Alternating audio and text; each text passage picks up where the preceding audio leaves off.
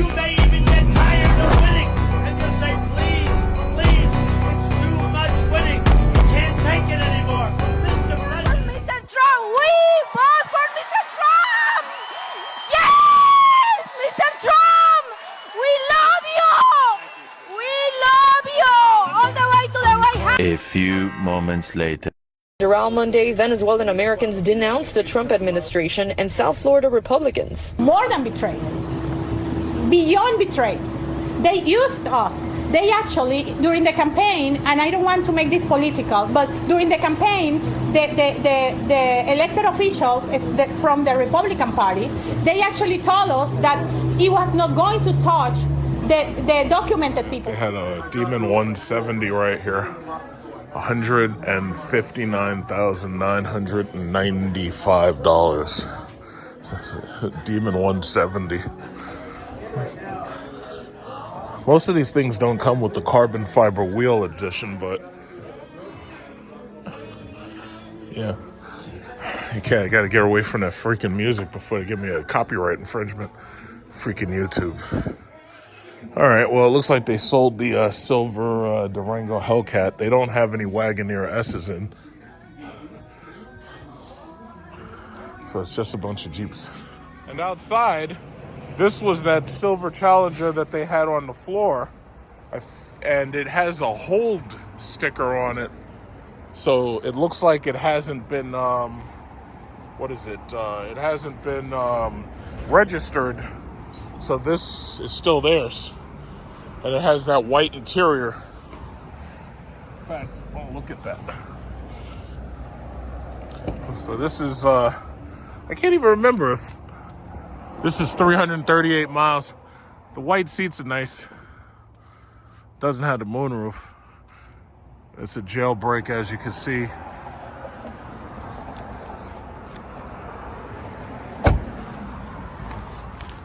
Not a red eye though. Looks good. Green Cadillac Lyric right here at Costco. I don't know how much they're giving off on these things, but oh, it's locked. This is a luxury one, $59,000. I had the green one before. It's a nice color. I like my color better though, but I do love the white interior though. This is only a luxury one. I've got a luxury 3. So as you can see, I went out and got another air conditioner. So at $449 a piece, this comes out to, I've spent like $2,500. These things come out to $480 a piece with tax. So not bad, huh? The Dia Duo.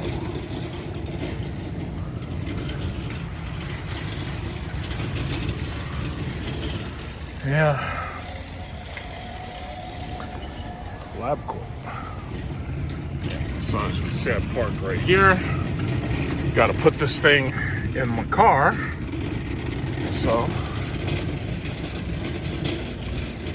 Oh, right now it is 11:26. It is Monday. The stock market opened up. I believe there was a 500-point jump from the start because last week, as the week ended, Trump basically claimed that there was going to be a hold on the immediate tariff increases. And of course, that caused the market to jump a little bit. It's not a significant jump because the thing about it is we've seen these wild swings, 1,000 points here, 2,000 points there. It goes up, it goes down. So as I've already stated, until the Dow hits 45,000 and the S&P 500 is back in the red from the point where Trump swore in, as far as I'm concerned, the market ain't up yet. The market's still down. As you can see, gas prices, ultimate is still above $3. So a lot of people with short memories or people who choose not to remember, you know, he said that he's going to bring down gas prices, but I still see gas at $3. So the bottom line is, if gas is still above $3, see, the problem is, and I was trying to, basically make this statement, You got people who all of a sudden they show up on my channel. It sounds like Trump derangement syndrome. It's like, first of all, let me just make this very clear. I don't give a fuck what you think about my opinion. I don't argue with fucking like people who can't think objectively. I don't argue with them. And objectively, the market is down. He came in, Dow rally was like 45,000. I expected it to keep going up. I expected it to be a Dow 50,000 now. I had no idea that this jerk-off was going to start with this tariff bullshit this quickly into his presidency. And because he did, the market is down. So 45,000 is an objective measure. It's just like for the people like, oh yeah, well, Bitcoin and going to the moon. We going to Pluto. Yeah, well, I was like, okay, so how long is it going to take before Bitcoin's bottom is $100,000?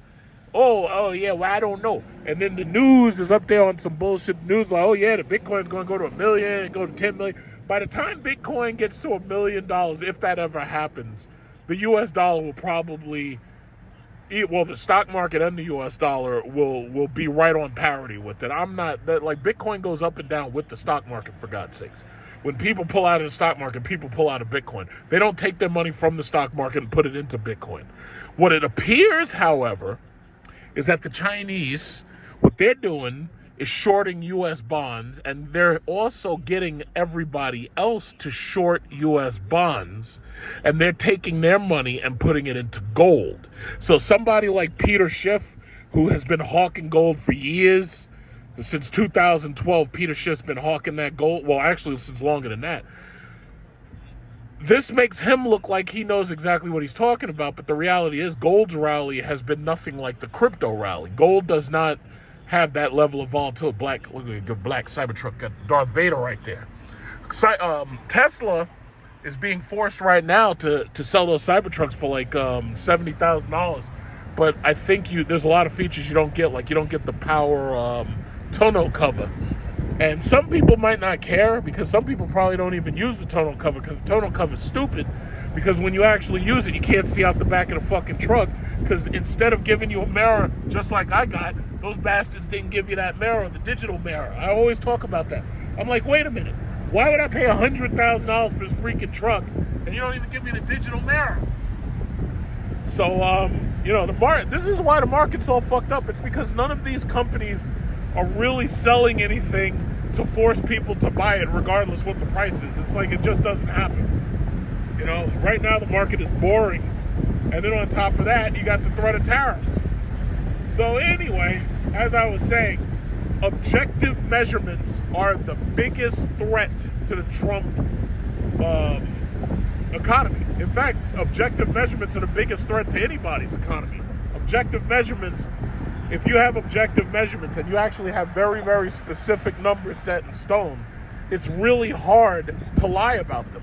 Like if I say on this date such and such, the Dow is 45,000, and then you do something that causes it to drop, then there's no way around that. You can't argue about it. It got so bad that Fox News, they had to get rid of the stock ticker because they were, oh shit, fucking Trump opens his mouth, market is dipping. So what's here now, the objective reality is, yes, the Dow was 45,000. I expected it to go up. He said something, did something, and now it went down. The objective measurement is gas is still above $3 for premium unleaded. During COVID, gas was below $2 for premium unleaded. So if you want to say that during Trump's administration, the gas prices were at their lowest since such and such, since Obama swore in, or whatever you want to say, but you also have to factor in the fact that COVID was happening during that time and nobody was buying gas because everybody was trapped in their house. But see, that's what nobody wants to do. Nobody wants to think objectively. I will tell you 3 or 4 things about me. First of all, I think objectively, number 1. Number 2, I have a very long memory. And number 3, it's like I pay attention to the small details of everything. That's one of the things. You know what? I am not fucking waiting behind this motherfucking Tesla. But anyway, yeah, let's do it. So anyway, what was I saying? I pay attention to the very small details. And it's really hard to lie to me because the problem is I've already studied the situation before you even open your mouth. So as for these fucking politicians, lying to me is something that you ain't gonna be able to do that easy. Okay, it looks like, well, it doesn't really look, well, who's blowing?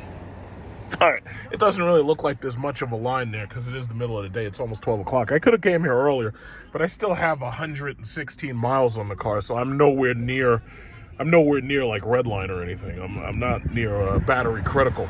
So I'm just gonna come in here, charge the car, and then get out of here. Oh, good, there's a space open just for me. Yay! Let's get in there. It's this Kia EV6 right here. Look at this guy. Ooh, a space just for me. All right. Oh, good. Oh, okay, yeah, it's just for me. I think I'll take up all this space. In fact, I'm gonna park sideways.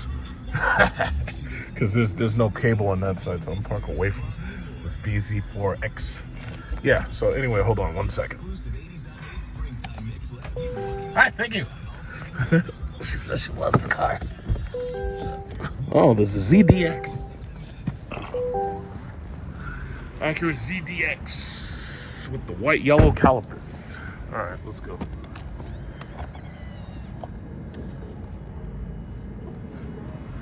All right, there's a lady right here. Okay. All right. Okay, so let's charge up. So yeah, as I said, objectivity is everything. And a lot of people don't have the ability to be objective about anything anymore. That's what the media has done to these people. These people are so fucking stupid. But, you know, I'm not letting that bother me. I'm only about how am I going to make my next dollar. That's all I think about all day. How am I going to make my next dollar? I ain't thinking about this bullshit. So people are worried, oh my God, Trump his towers are going to destroy us. It's like, yes, stay home, hold your children tight. Tell them that you love them. Meanwhile, I'm out here making my dollars. Even right now, I'm making these YouTube videos.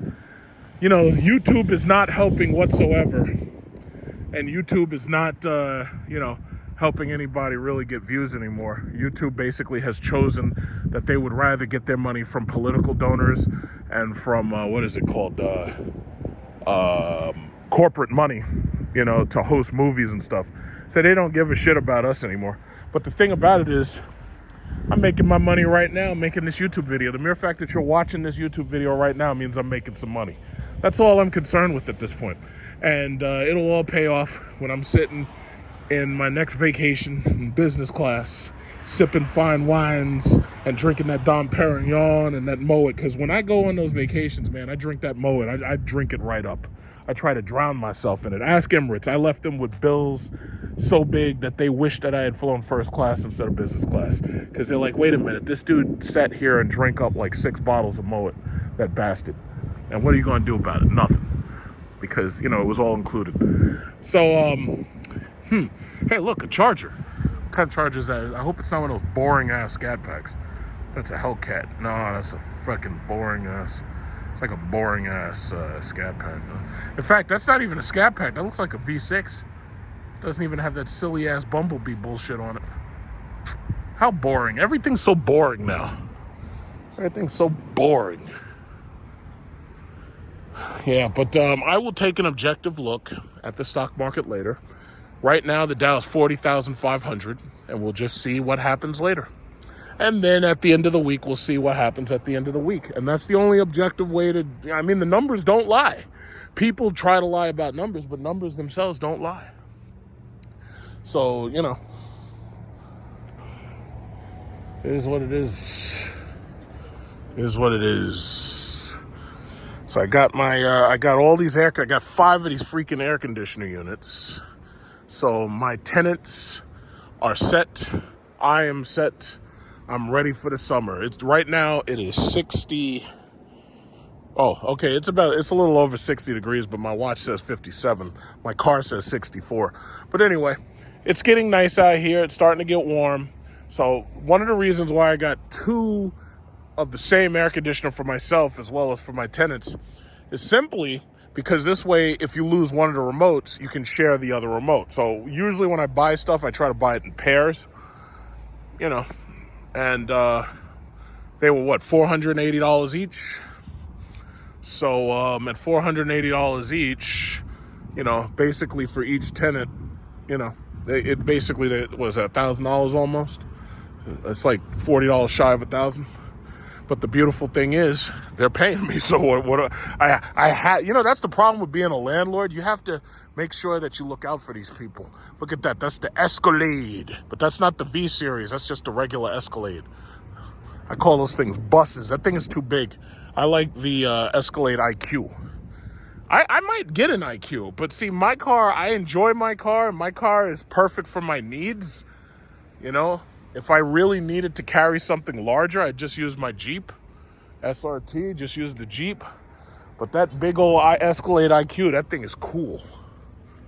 That's a cool truck. So, yeah, that's what it is, man. This guy act like he don't know where he going.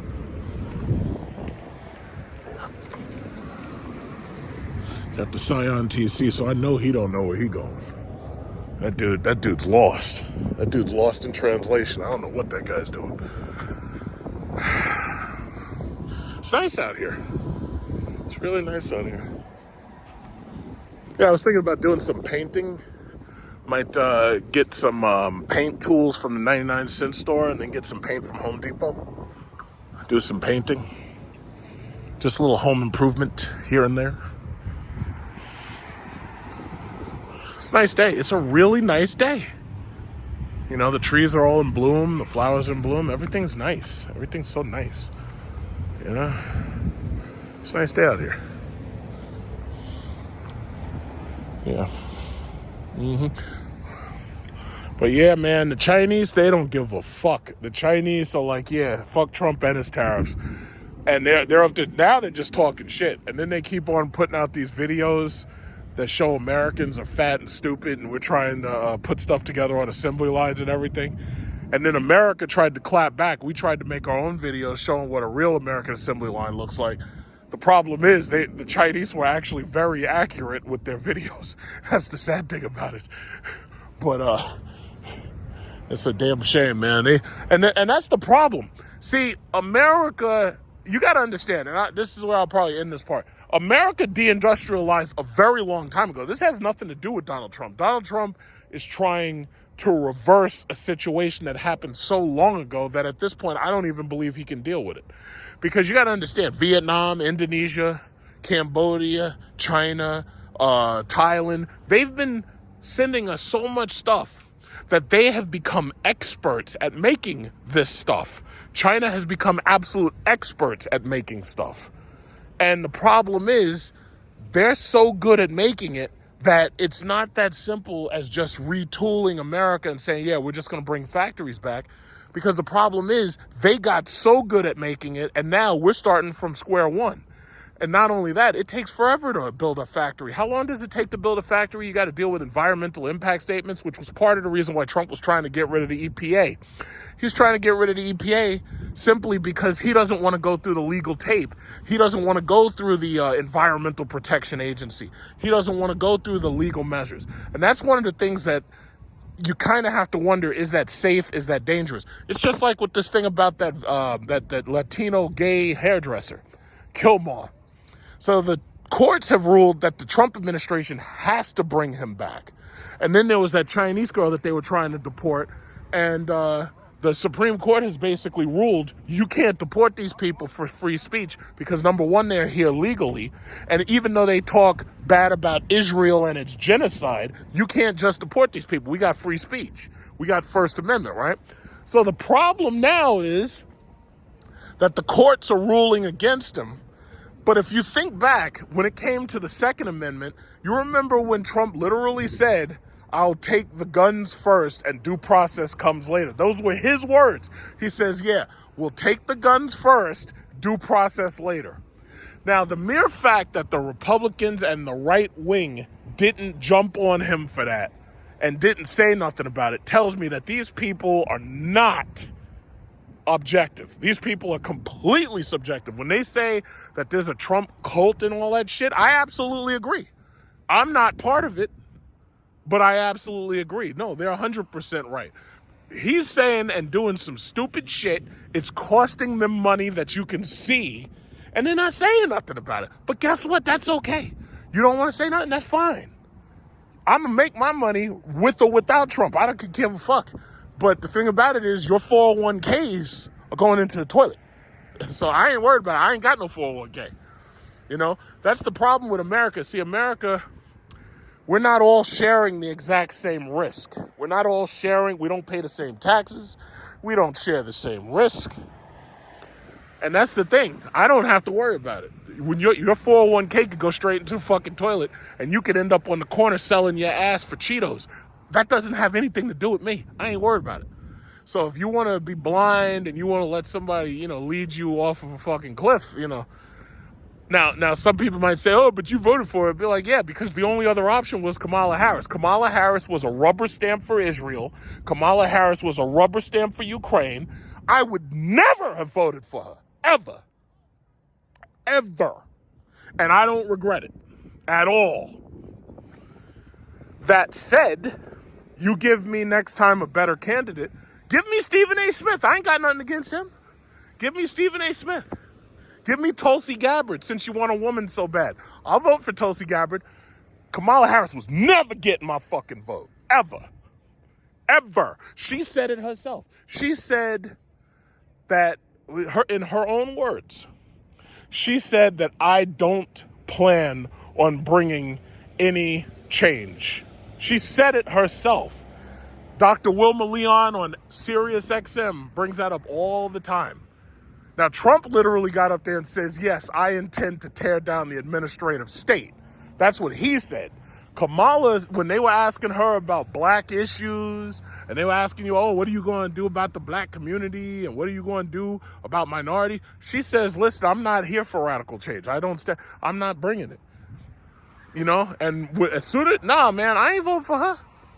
If we had it, let me tell you something, and some people might say, oh, yeah, well, let me tell you something. If we had it to do all over again, I'd still vote for Trump. I'd still vote for him over her. Now, if they had actually, the Democrat Party is a bunch of dirty bastards. They need to get rid of Nancy Pelosi. They need to get rid of Schumer. They need to get rid of Bernie Sanders. Even Bernie Sanders, he's a populist and everything. That man's too old. He should be retired. There should be mandatory retirement for Congress. That's what they should be running on. They're talking about not letting Congress trade stocks. They should have mandatory retirement for Congress. That's what they should have. See, the only reason why anybody's talking about Stephen A. Smith is because Stephen A. Smith is loud. That's all it is. He's a black man. He's fucking yelling just like me. Somebody said, why is it like, somebody asked black men, why do you yell? It's like, so I'll be heard. Apparently when you're yelling and screaming, apparently people pay attention. But I'll vote for Stephen A. Smith. I was listening to, Lori Daniel Favors or some shit this morning. And she was like, oh, well, Stephen A. Smith should stay in his lane. And listen, I'll vote for Stephen A. Smith. I'll vote for him. I mean, I can't imagine he'd do any worse than Trump is doing right now. I'll vote for Stephen A. Smith. But the mere fact that the Democrats have to rely on Stephen A. Smith tells you that it's a shitty fucking party. And what they really need to do is clean house. And they need to wipe these people out who they know are not serving or being populist and not serving their constituents. They need to wipe these people out. There needs to be bloodletting. In the good old days, they take leeches and they put them on you so that they can let the blood out. And that would make it so that the infection couldn't spread because they let the blood out. Sometimes you got to do it. And the Democrat Party needs to be bloodlet. The Republican Party pretty much already did it, and they sided with Trump. And they basically turned on everybody else. And see, some people are like, oh, well, why aren't the Republicans doing a better job fighting against Trump and his unconstitutional things? And it's like, well, there's a very simple reason for that, because there's a lot of white people out there with AR-15s. And the thing about it is they showed on January 7th, or what is it, January 6th? They showed January 6th. They showed that as soon as they got a problem with this place, they ready to pull up. And they pulled up. And when they pulled up, well, Congress was in the basement hiding.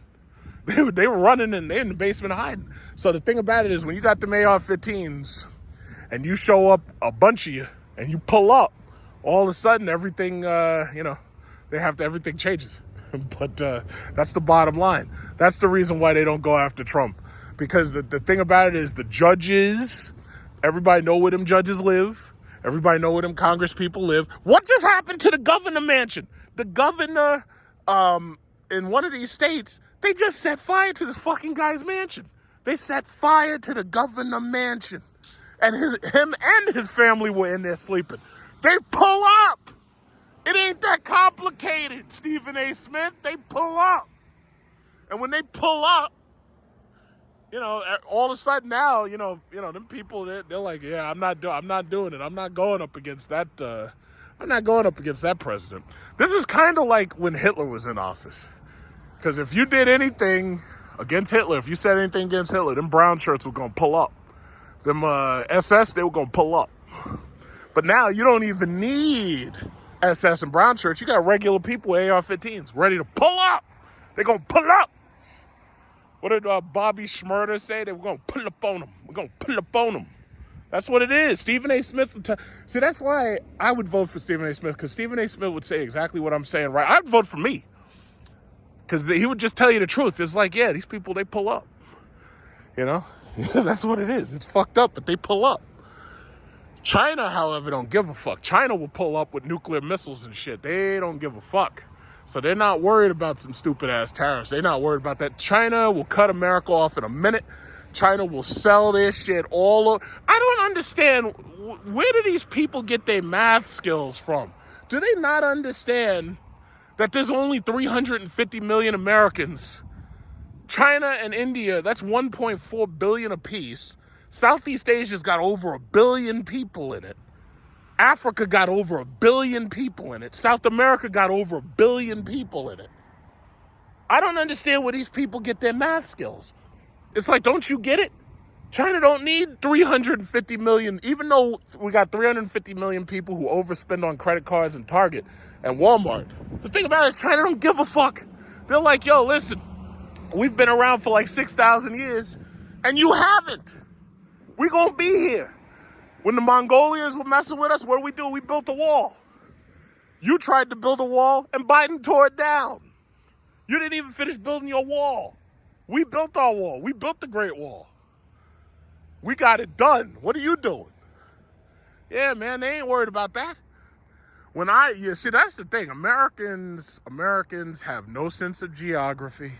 Americans have no sense of other cultures because they don't travel. And just like Zelensky says, you've got this big wide ocean between you and your enemies, so you feel safe. That's what Zelensky, and Zelensky said it just like I would have said it. And the reality is, the rest of these countries, they have been sacrificing in order to send manufactured materials and goods to America. They have been allowing America to live a quality of life that our own productivity does not justify. And that's the reason why right now Trump is playing a dangerous game. He's playing chess against chess masters who've been thinking about dealing with us for the last 50, 60 years, especially China. They've probably been thinking about us for the last 100 years. And the reality is, you can't beat them. They're not going to fight us. They're not going to go to war with missiles and bombs. They're going to go to war by shorting your motherfucking bonds. They're going to go to war by going into Africa and South America and selling them electric vehicles. They're going to go to war by making friends out of everybody that we're making enemies out of. We're making enemies out of the fucking Canadians, for God's sakes. There's only 40 million of them. It's the same number as California. These people are playing chess right now. Trump is playing checkers. They playing chess. And they've been playing the same game over and over and over for a long time. And they already know the same moves that they're going to make.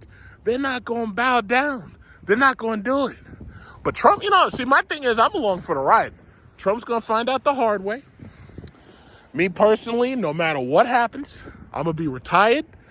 I'm going to be in one of them Southeast Asian countries. I'm going to have one of them young girls rubbing my back with the coconut oil and serving me buko juice every single day. Twice a day, 3 times a day, 4 times a day.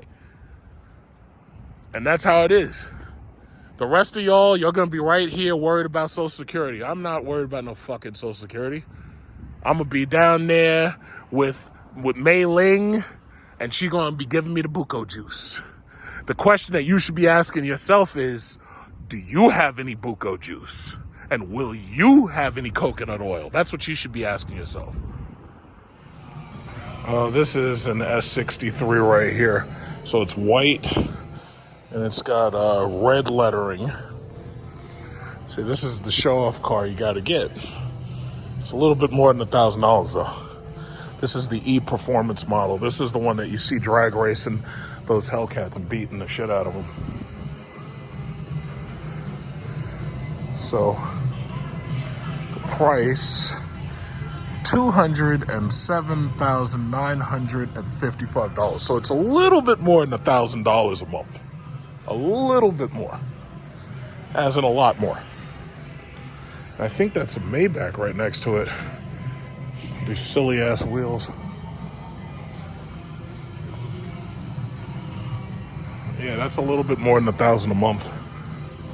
Just a little bit more.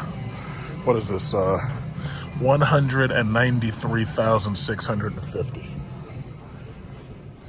And if they got one of these GT models.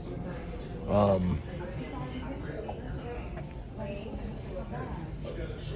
is this? AMG GT43, and this is $111,780. So yeah, this is a little bit more than $1,000 a month. Just a little bit more. Not too much more, just a little bit more. Just a little bit more. This one's open. Or at least I think, yeah. A little narrow getting in there, but it's got the old interior.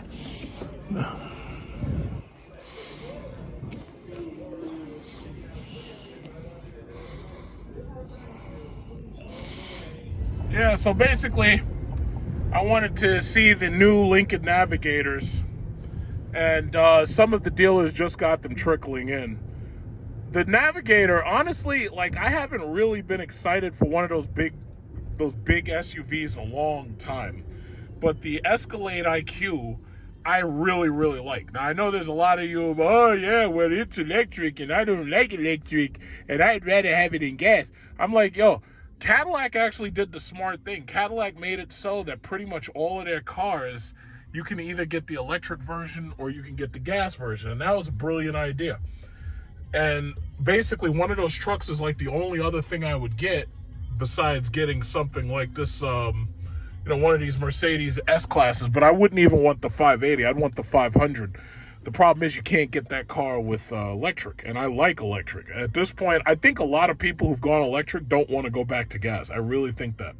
I think that a lot of them who bought Teslas, they may not be happy with Elon Musk, and they may want to get rid of their Tesla. But I think a lot of people who bought electric are going to stick with it for a while because they like the pickup, they like the lack of maintenance, and I think they like a lot of the things that electric has to offer. Now, I was looking at one of those Navigators because they only, one of the dealers, they only had one, and it wasn't, highly equipped. But from what I can see, when you try to equip it on the computer, you can't get the rear headrest monitor televisions. You can't get the monitors in the back. And I'm like, I understand that some kids have like iPads and stuff like that, but no, I would rather have the built-in monitors if I was buying a vehicle like that. Now, with all of these boring ass Expeditions and Navigators, all you can get is that fucking bullshit Ego Boost engine. I call it Ego Boost. And it might work out well enough for the Expedition crowd, but the thing about it is, when you're spending that kind of money, you spend $130,000 for one of those black label Navigators. You want to have a V8. When you spend that kind of money on an Escalade, you've got a V8. In fact, you might have an Escalade V. So my thinking is, it's like you made it so that your entire lineup does not have V8s, and from what it looks like, you can't get the headrest monitors. And I'm like, what's going on? It's like, what the fuck were y'all thinking? It's like, I wish to God, I was having this conversation while I was in the shower with somebody. I was talking to him on the phone. I was like, man, if I was at Lincoln or if I was at Cadillac, I would make sure that I right their wrongs. And when they tell me, it's like, oh, well, we shouldn't put that kind of power in the car, I'd just be firing people left and right. It'd be like, oh, well, you don't need 1,000 horsepower in a car. You're fired. Get out. And that'd be it. That's the kind of CEO I would be. It's like, don't tell me, see what happened to Carlos Tavares? Carlos Tavares, look what he did to Dodge and look what he did to Jeep and Ram and Chrysler. Carlos Tavares, oh, well, you don't need V8s. All you need is electric vehicles, and that's it. You don't need, I mean, why have a Charger electric and a Charger with a V8 engine? And you see what they did to Carlos Tavares. They said, you're fired, get out! And that's how you got to deal with these people. You can't negotiate with terrorists. I'm sorry. Like, these people are stupid, and you can't negotiate with them. That's just, I'm sorry, that's just what it is. So that's why I always like Mercedes. Mercedes, when they build some shit, they know it's going to be top dollar. You go and pay for it. They don't negotiate. They don't minimize their product. Cadillac could have done that with the CT6. They didn't. Lincoln could have done that with the Continental. They didn't. And now the Continental's discontinued, and so is the CT6. It's so stupid. It's like these bean counters need to be fired. As soon as you figure out who they are, just fire them. Like, there's no reason to keep these people working. Fire their ass. Tell them, anybody who's going to spend that kind of money on one of these cars, they don't give a shit about how much gas it uses. They want a big-ass, shiny-ass car. That's all they want. They don't give a fuck about gas prices. I think the one thing that hurts more than anything is the insurance prices. But these people are stupid, you know? And that's why right now I have an aunt, and she's got one of those Mercedes EQSs. And right now she wants to get rid of that, and she wants to get something else. And the problem is, there's nothing else to buy unless like if you want to show off that you're rich, and I'll be fair, she's rich and she wants to show off. It's like there's nothing else to buy unless you're willing to spend top fucking dollar on a Urus or some show off car like a Rolls Royce or something like that. There's really not that much that you could buy to show your ass. Like, when people are buying cars like this, they're trying to show off how rich they are on the road. Some, you know, it's a phase. And there's some people, they're willing to spend their last dime to show their ass. But the problem is, more and more, there's nothing that you can buy to really, really show off that you're rich that somebody else can't buy. It's like these rich people, they buy G-Wagons, they buy those Cullinans, they buy them Bentiagas and stuff like that. But there's really not a whole lot of super rich cars like that you could buy that that somebody else doesn't have, you know? And, you know, the market's getting boring. It's getting really boring. And then all of these supercars, the engines suck now. Like, they got a new Lamborghini Temerario, and the Temerario has a V8 engine. Nobody, who the fuck would buy a Lamborghini with a V8 engine? It's like you really got to con yourself to think that that's, like, you're going to spend $300,000 for a V8 engine? Really? No. And then they got that boring ass, what is that thing called? The Revuelto, and that's boring too. And it's got a silent mode where you could drive around because it's silent, so that the Europeans don't ticket you, and you don't get tickets in California, and you don't get tickets in New York. And I'm like, whose idea was this? It's like, this is ridiculous. It's silent. Why the fuck would I spend $400 or $500 or $700 or $800,000 for a silent car? Like, that's just stupid. But, yeah, they really con the shit out of these people, man. It's sad. It's like gaslighting. Oh, well, you're helping the environment. It's like, I don't give a fuck about the environment. The energy from the sun is going to keep coming for the next 4.5 billion years, whether we use it or not. It's like, I ain't worried about the environment. Let nature worry about that. It's insane. It's like, I don't know where these people, like, I don't know. I just don't know. Oh, a Dollar Tree. Got a hidden Dollar Tree back there. I got to visit that one. I love Dollar Tree. I don't care what anybody says. Dollar Tree is a great place. You can get all your cleaning supplies. your toothpaste, your toothbrushes. You can get all your stuff from right there, Dollar Tree. I like that. I like Dollar Tree. You can go in there and you can do some real shopping. It only costs you like $30. Get your Pine Sol, your Clorox.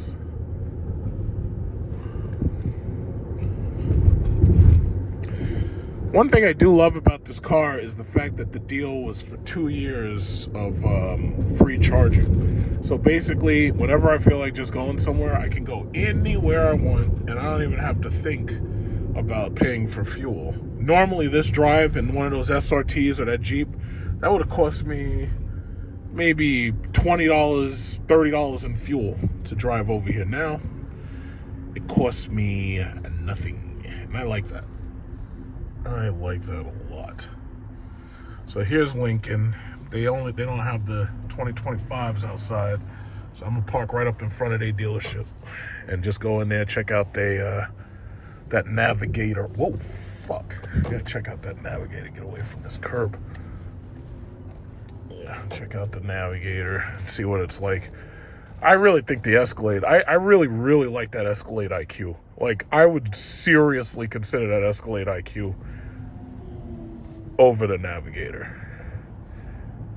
And the Navigator's nice, but it's just not nice enough. But it's nice, though. That Escalade IQ, they built that to sell. So let's go in there and check this out. I'm going to mute all sound in order to avoid having any like copyright music, because the problem is it's like YouTube really gets you for those copyrights, and then it takes a long time to use AI to clean the video out so that this way there's nothing copyrighted, and it makes it so the video is monetizable.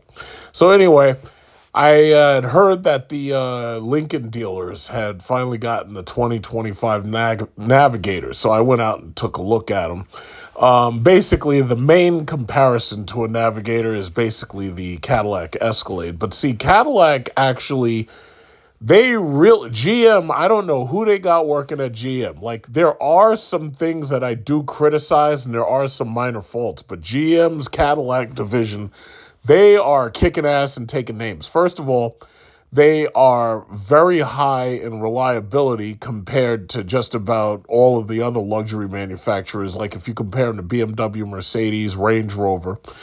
And then on top of that, they have a full line of electric vehicles as well as a full line of gas vehicles. So whether you go there with the desire to buy an electric car or you go there to buy a gas car, they have both. So you totally have a choice. Now, me personally, I think that the Escalade IQ is easily the best Escalade Cadillac's ever made, but some people who want a gas car might disagree with that. They might say the Escalade V.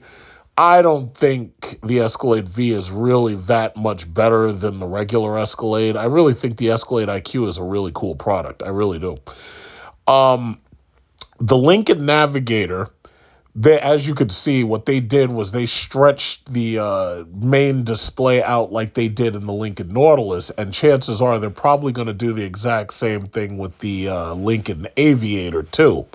So the Lincoln Nautilus, interestingly enough, is actually made in China and it's shipped over here to America. The Lincoln Navigator is made here in America. I'm pretty sure some of the parts may come from other countries like Mexico or Canada, but for the most part, it's assembled here. So, that's one of those issues that people have, like the gray areas with Trump's tariffs about whether or not a car is actually built here or assembled here. But long story short, in some ways, I like what they did with the Navigator's interior, and in some ways, I don't. It can drive itself. It has the exact same type of infrared eye tracker that my Cadillac Super Cruise does in my Lyric. So if you push like one button on the steering wheel, yes, it can drive itself. The stretch screen itself is not a touch screen. There's only one touch screen, and it's closer to the driver because otherwise you wouldn't be able to reach all the way up there and touch it. What I liked about it was the fact that you can decide where you want to position some of the widgets. So if you want to see a weather widget, you can watch a weather widget. You can put it where you want. If you want to see tire, gauge, You could put that where you want. If you want to see just about any of the widgets, you can put them where you want. I also like the fact that it has YouTube. It's easy to watch YouTube when the car is in park, or you're not going to be charging this car because there is no electric option. But I did really think that it was very interesting what they've done with it. The only downside is that even over $130,000, there's no option for rear television. So I think they need to work on that. Other things in the interior that were kind of weird to me was the seat layout. What they did was they took the controls off of the door where they were in the outgoing model, and they put the seat controls back on the seat itself. I'm guessing that's to save money or something, but I really preferred it when the seat controls were high up on the wall, so that this way you don't have to reach under your seat for anything. And it's easy to do stuff like change the thigh cushion support. It's easy to change the lumbar. It's easy to activate and deactivate the massage. Most of the stuff you actually have to go through the touchscreen for, but that's pretty much par for the course with any of these cars. The Navigator was definitely nice, but I have to say the Escalade is way nicer, especially the Escalade IQ. The Escalade IQ is designed in a way where it actually looks even more different than the regular gas-powered Escalade, and that's the reason why, in my mind, it stands out even more. And I've been seeing more and more of them on the street. Like that thing, basically either one of these trucks, when you're talking about over $1,000, between $1,000 and $1,500, or I should say $1,000 and $150,000, you're basically talking about between $1,000 to $2,000 a month as a lease. And either one is like a house payment, but I'm seeing a lot of Cadillac Escalade IQs on the street, and I personally like the Escalade IQ more. Like the Navigator is nice. It's unfortunate that you don't have a choice in engine. Cadillac offers you a choice between a regular V8, the V-Series, and the electric model. So that's insurmountable competition. I mean, they give you 3 choices. You're paying the same amount. You're paying close to $2,000 no matter which one you get, but you're getting 3 choices with Cadillac. You're only getting 1 with Lincoln. And I guess they feel that's all you need. They say it tows about 9,000 pounds. So I would assume that anybody who wants to tow with it is going to, probably be just towing a boat or something like that. But it was nice. It just, in my opinion, it just wasn't nice enough. I'm in traffic right next to this Corvette. Everybody is, going crazy over the ZL1. Most people can't even possibly afford that thing. There's going to be crazy markups on it. And it's a cute little car, but, I mean, it's just boring. It's just boring. They got a bunch of these. If you go to CarMax, and you go to those little Carvanas and shit over here, man, they got so many of these cars. They got these cars just sitting there. Like, I can't even imagine buying one of these cars new, considering, like, how many of them are just sitting on the lot now. And this lady right behind him, she's got an Equinox EV, and her car she's got Super Cruise in her car, but she ain't got as many features as the Cadillac has. Like, GM basically made it so that of all of these electric vehicles, the Cadillac has all of the features. Come on, I want to hear it. Let's go. That thing is quiet. Why is it so quiet? You can't hear nothing, man.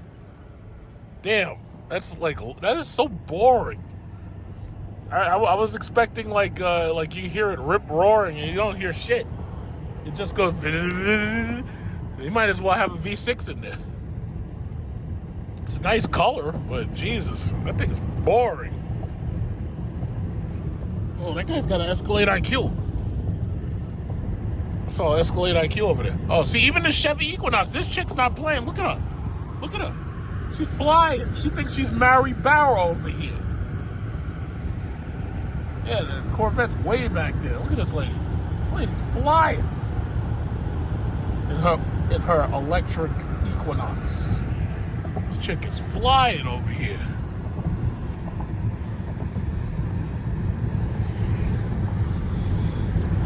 It's actually amazing that Equinox, it's bigger than the old gas Equinox. It's smaller than my car, but they did a really good job making that thing. GM's not playing. GM's on a roll. They're kicking ass, taking names.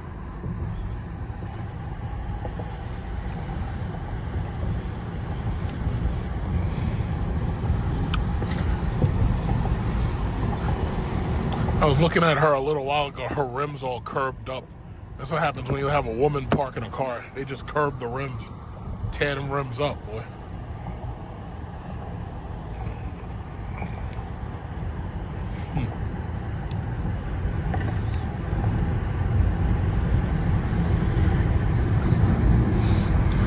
Yeah, well, I haven't had a chance to take another look at the stock market.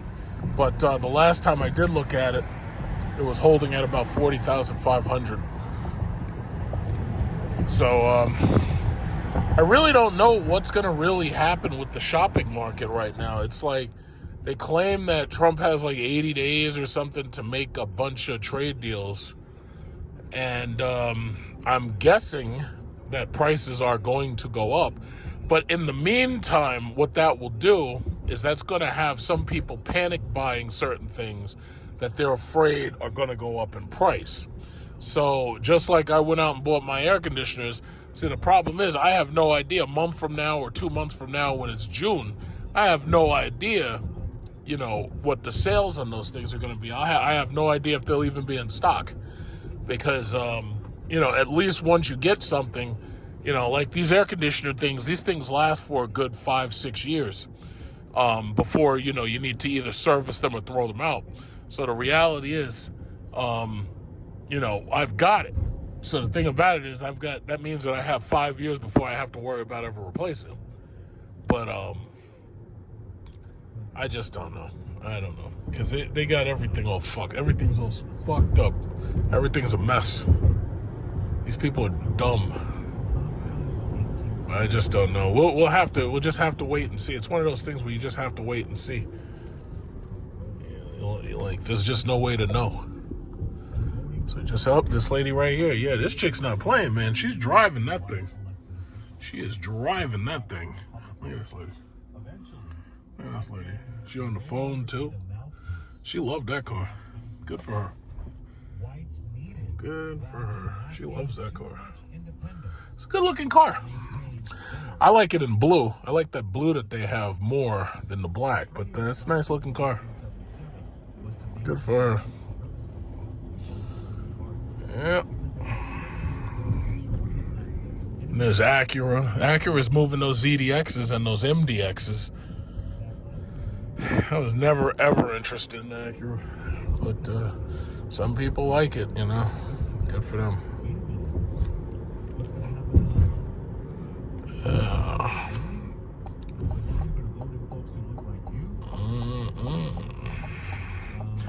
Yeah, I'm gonna run in here, run to this bank real quick. I have like no cash because the thing about it is I pay for everything on my phone and my watch. So it's like I have like no cash I have like no cash. I gotta get some cash. It's like it doesn't even make sense to, you know, have cash anymore. I don't have any. Eee. There's a 24-hour ATM, and I guess that guy. I don't really want to stand. I don't really want to stand there like that. But you know, I could do that. I can go in there. I'll go in there.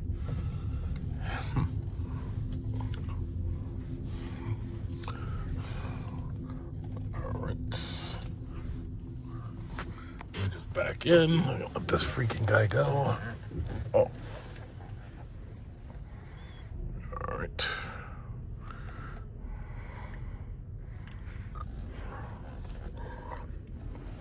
Yeah, okay. Yep. So this is my favorite part. We're crossing from Queens into Manhattan. Over there on the horizon, you can pretty much see Manhattan. There's a Jeep dealer. I know they ain't making no sales. So we got Carlos Tavares. That dude should be in jail. Used car market.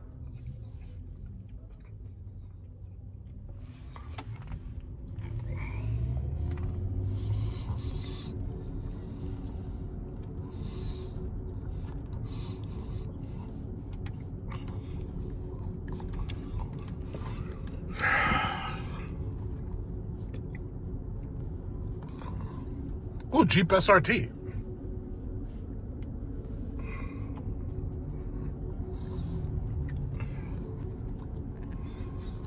I haven't driven my Jeep in a while. I gotta probably jumpstart that thing, take it out. I was thinking about maybe getting one of those lithium-ion batteries. Maybe I shouldn't. Maybe I went out and bought a lead-acid replacement battery. What I should do is I should get one of those lithium-ion batteries because those don't wear down as quick. Oh shit! Cadillac redesigned themselves. Holy shit! They got a new store. Oh, that's pretty. They finally redesigned this place. Yo, that's nice. Man, Cadillac is kicking ass, man. Major World, this is Major World. They looks like they redesigned because they used to have that used car lot in the back. In fact, it looks like they still have that lot. Yeah, oh yeah, Chevy looks nice, but Cadillac, man, holy shit, that's a nice dealership they got. Wow, I haven't been down here in a little while. What's that? The Korean something or other? That looks like it's like a Korean amphitheater over there. What is it? Church? Might be a church. Interesting. Yeah, I haven't been over here in a while. Oh, that's a Chevy Silverado EV right there.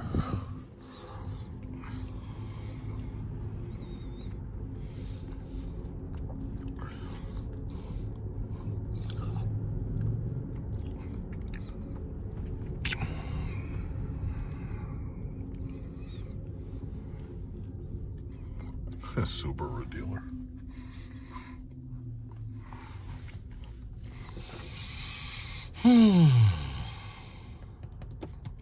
Freaking traffic. So basically, it's 12:22. So I want to get in there. I want to see this Lucid Gravity, and I want to get the hell out of there as quickly as possible. I want to be out of the city no later than, oh shit, it's 12:23. Honestly, I'd like to be out of there no later than 1. So you don't start really getting rush hour traffic until like 2 or after, but I just want to get out of it. It's like you come in here, it's not nice. It's traffic, parking problems, congestion pricing, all that bullshit. Just coming in here, it's just a nightmare. What I really should have done was I should have came here earlier when this Lexus went out of business, or either they probably moved. Oh, this is where they moved, yeah. They moved across the street. If I'm not mistaken, that used to be Mercedes-Benz. Unless Mercedes is right here. Yeah, Silver Star Mercedes is like right here. Or, yeah, there it is. I can't even imagine coming to this shit dump area to buy anything. Oh, in fact, it looks like they closed this down too. Good for them. They probably moved over, yeah. They moved over to the next building. Yeah, they got a couple of cars in there. I just couldn't imagine buying anything here. Like this area is just so not luxurious. Couldn't imagine buying anything over here.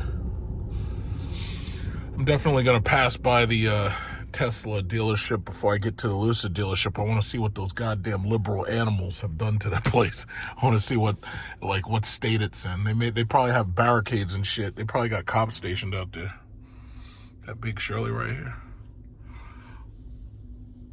Make it so you can't get near it, so you could, try to assault the place. It's funny. I was thinking about if they had like Lucid and Tesla, they have their galleries out in Nassau County. Them liberals would have never done that bullshit in Nassau County because Nassau County cops don't play. Only this NYPD joke nonsense. These guys let them people come up in there and do all that terrorist shit. It's like if that had been Nassau County, man, they would have had them tasers ready for them. Them people would have been roasted. Them people would have been roasted turkeys for Thanksgiving. They would have roasted them people. Them tasers would have been, you'd have had to recharge them tasers like every 5 minutes. All right, so let's get across this bridge. Let's do it. Get this goddamn slow ass Toyota out of my way. Let's do it. No, you stay there. Freaking slow ass Toyota.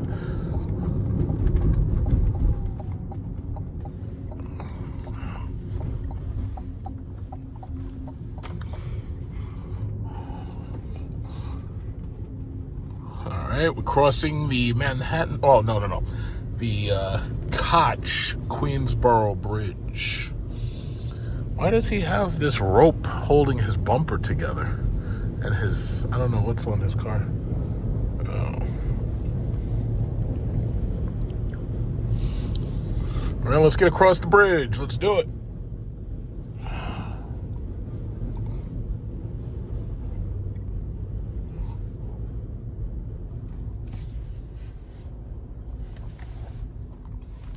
Guy's walking his small dog. His little toy poodle.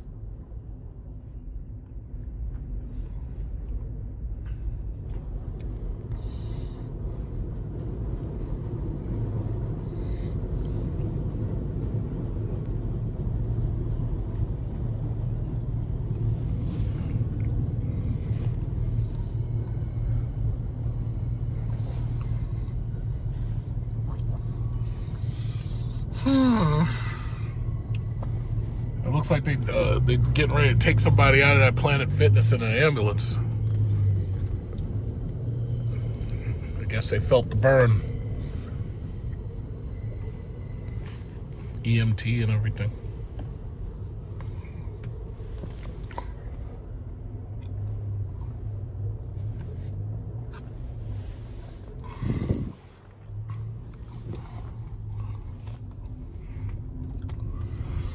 All right, into Manhattan we go. Crossing the divider.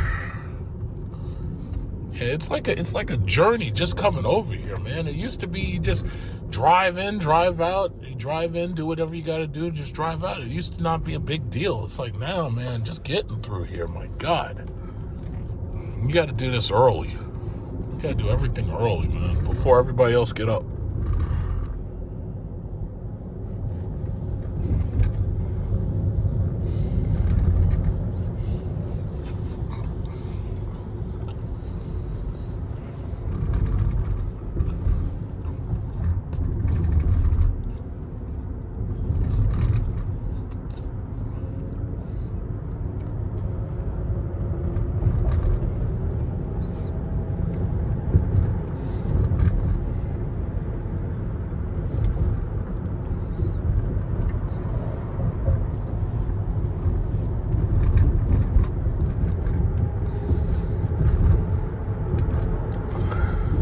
Yeah.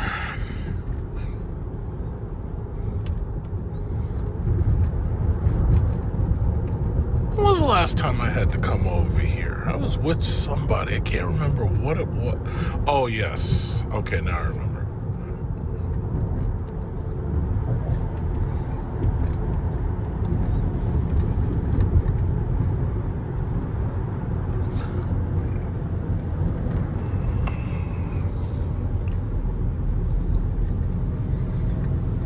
I used to love coming over here after dark.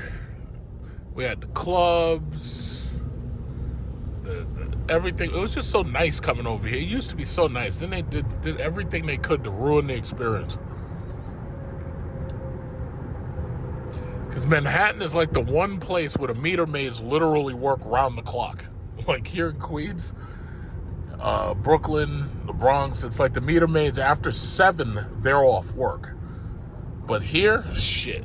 These people be out there at 12. Like, I mean, they're out there at midnight. Look at this lady.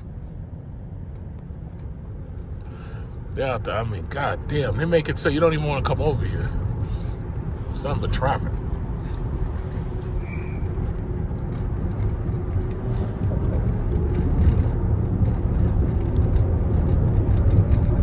So let's see. Oh, there it is. I think that's the congestion. Wait, where's the congestion prices? Begin toll zone. So where do they get you? I'm guessing the cameras I don't know where the cameras are. Alright, well, anyway, we're here. It's like whatever. Make it so, yeah, you live in the fucking city, but you got to pay tolls just to drive around your own city. See, those are the congestion pricing cameras right there. You can see them. Jesus Christ.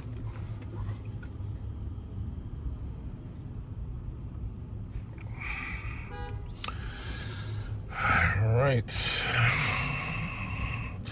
We're in it now. All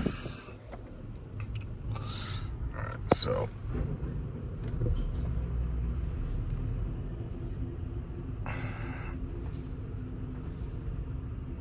Head northwest on East 60th Street toward 3rd Avenue. I'm just going to cross Congestion straight relief over. zone en route. In 500 feet, turn right onto 3rd Avenue.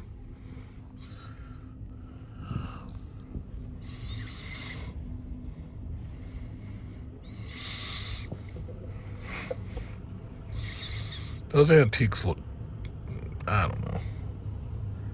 Some of them look good. You know, see, and that's the hard part is getting real wood, you know. You know, that real wood antique.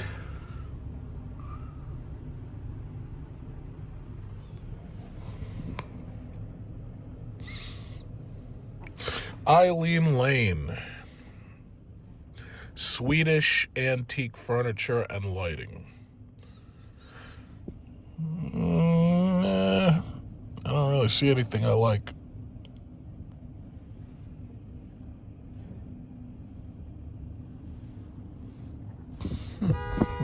Don't blow. What do you know? You don't blow. We just started moving. What's wrong with these people? Slow down. Be patient. Be calm. Before you get yourself into an accident, stupid. Serendipity. Champions martial arts. TikTok At the light, cleaners. turn right onto 3rd Avenue. Yeah. No, I'm not going to do that. Can I get through? If I can get straight through, I'm going straight through. Because as far as I know, there shouldn't be any parades or anything. I should be able to drive straight through. You know, drive straight over to the Central Park.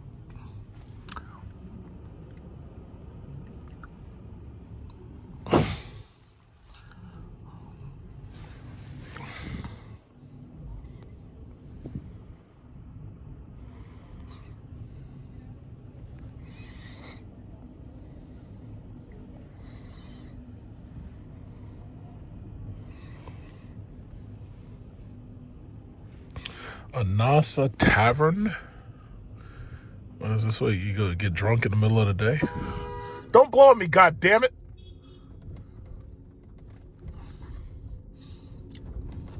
Yeah, go around, you stupid. In half a mile, Yeah. use the Fuck, right no, turn yeah, lanes look to at- yeah, turn keep right onto looking. West 59th Street, Central Park South. What do you want me to do? You want me to run people down? What are you talking about? Up there looking at me.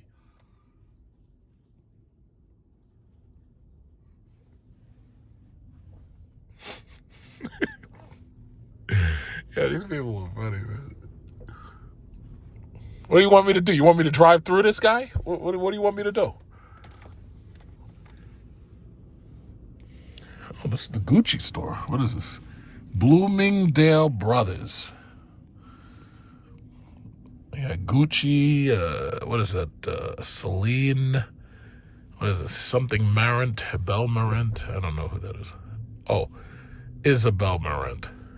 Lowe. Yves Saint Laurent. Yeah.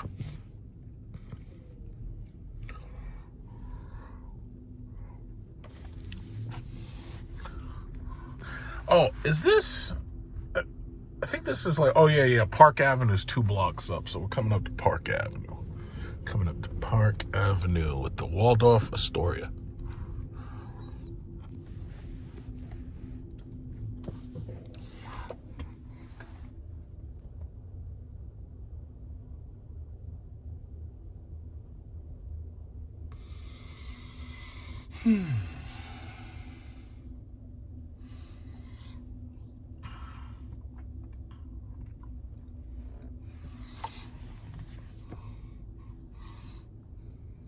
We used to have factories right here too. We used to have factories in some of these buildings. They sent all that shit to China. And they think they're gonna turn that around. It's like, no, you're not. You can't turn that around. The average person here, it's like you ain't getting them to work in a fucking factory. And then we got the child labor laws, so it's not like you can just get a bunch of 13 and 14-year-olds with their small hands to work on most of this stuff. Look at this chick. That's health and fitness Becky right there.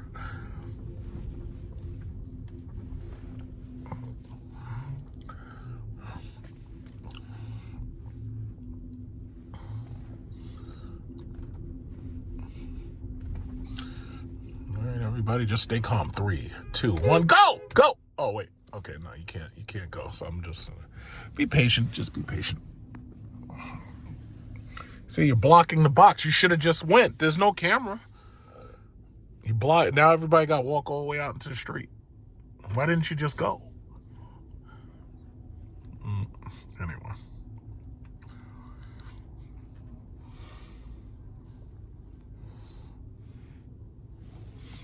Prada.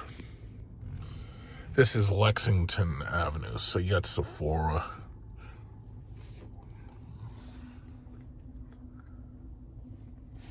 Yeah, I tell you what, if them Chinese trade tariffs come through, them cosmetics gonna get mighty expensive.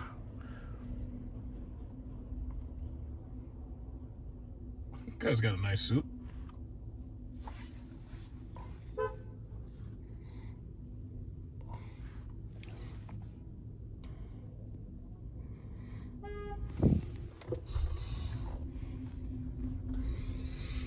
New York styles.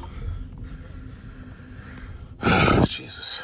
Yeah, this is the reason why it wanted to route me around this, but that's okay. I'd rather just keep going through it. Or even get to this freaking silly ass dealership.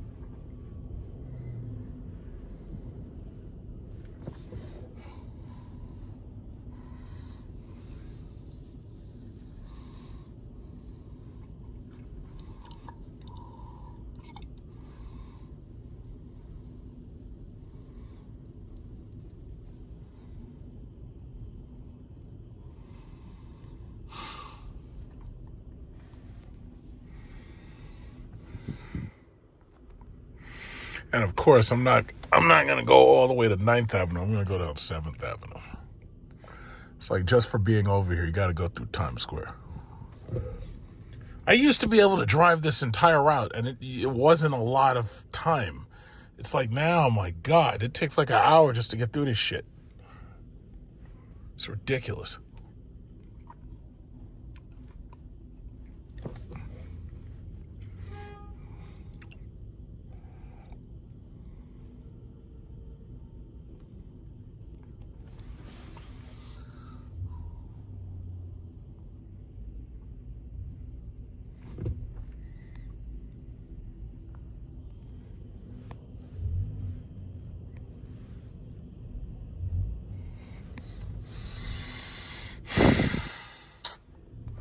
Anyway, let's go.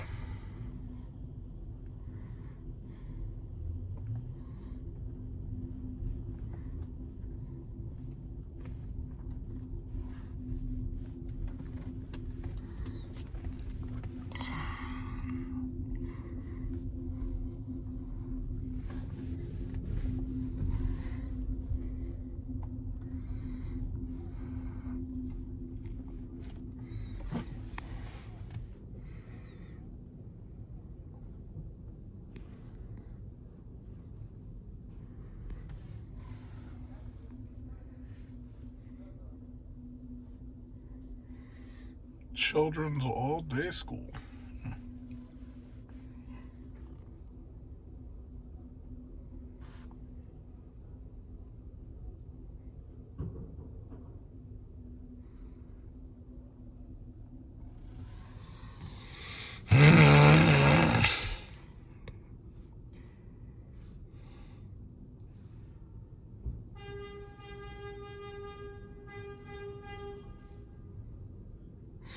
Blowing your horn ain't gonna help.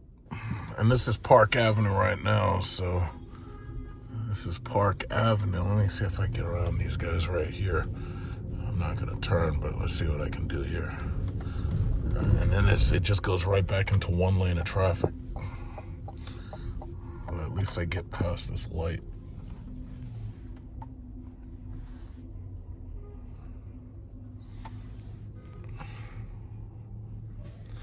Man, this sucks. I used to like coming over here. I hate coming over here now. There's a congestion pricing cameras. So they get you just for driving down the fucking block. It's ridiculous. Okay, excuse me, let me go, thank you. Got the Rolls Royce. It's a Phantom, isn't it? Yeah, that's a Phantom right there. You don't usually see too many Phantoms around. You usually see the Ghost. Look at this lady right here. Miss stylish Super Karen. Whoa, I don't want to hit Karen. Got the handbag. The bag probably cost about $500. I'm glad I'm not a woman. I can get away with like wearing just regular stuff. It's like I don't have to look like I'm on the magazine cover of a Kate Spade freaking album.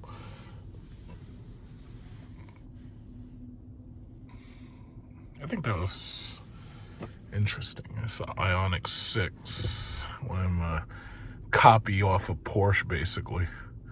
Hyundai has no shame whatsoever. What's over here? What we got? What is this? A coffee house? I guess it's lunchtime right now. It's 12:42, so I guess some of these people going to lunch.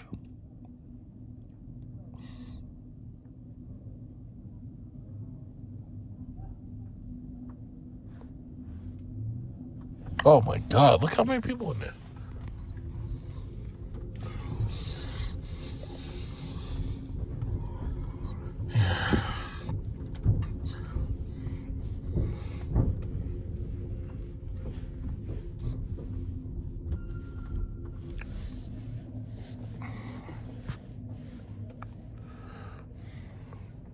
Okay, sorry. Oh, watch. I can't block the box, lady. What we got over here?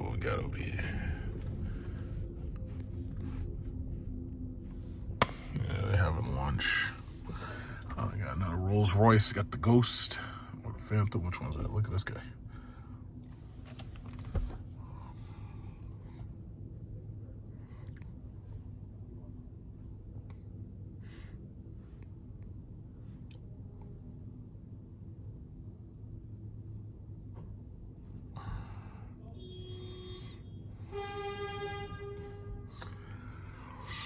Hmm. 24 minutes and counting. Look at this Rolls Royce.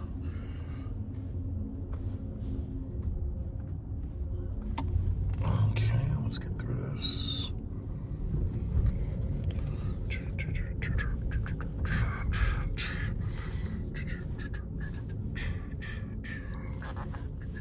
Use the right 2 lanes to turn right onto West 59th Street, Central Park South. Apple Store.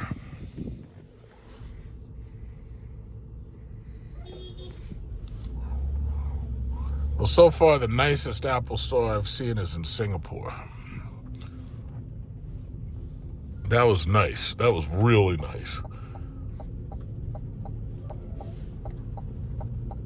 I'm sure somebody will do it bigger and better, you know, if they haven't already, but that was the nicest one I've seen. In half a mile, at the traffic circle, take the second exit onto Broadway.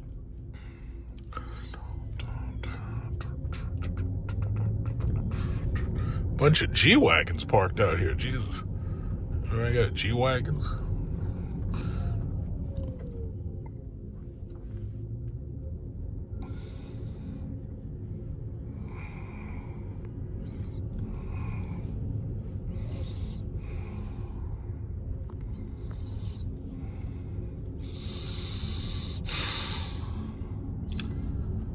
It's only 3 miles away. By the time I get down Times Square, it'll be like at least 1.5 miles remaining. It's not far though. That's the Hummer. All right. 6th Avenue, 7th Avenue, yeah. Times Square, here I go.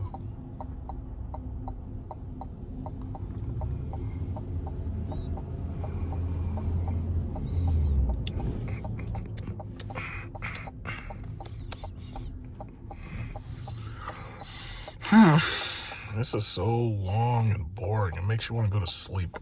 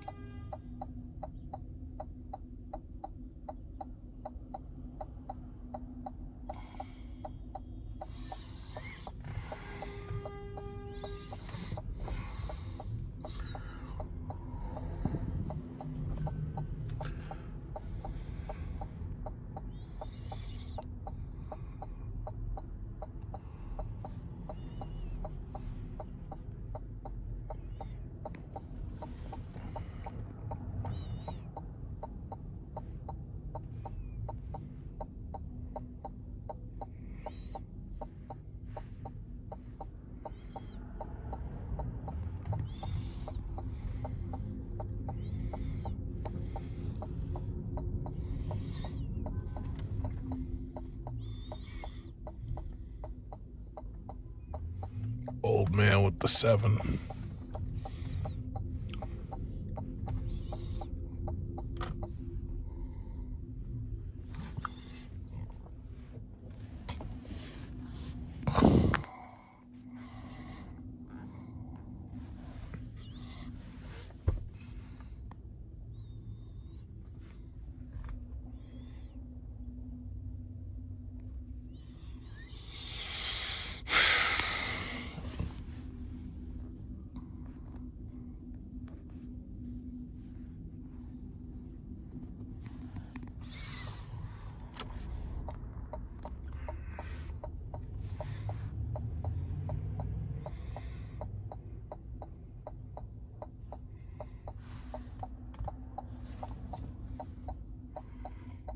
Oh, they got a vendor selling bubble milk tea. Usually don't see those outside. Not here anyway, but cool. I wonder how much he charges for those. It's unfortunate you can't park anywhere around here. So who knows, maybe I'd buy one. That's pretty cool. In 500 feet, turn right onto West 57th Street.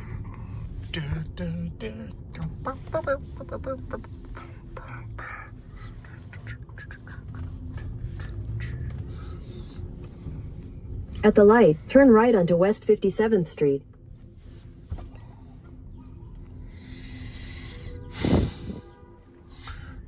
All right, almost to Times Square.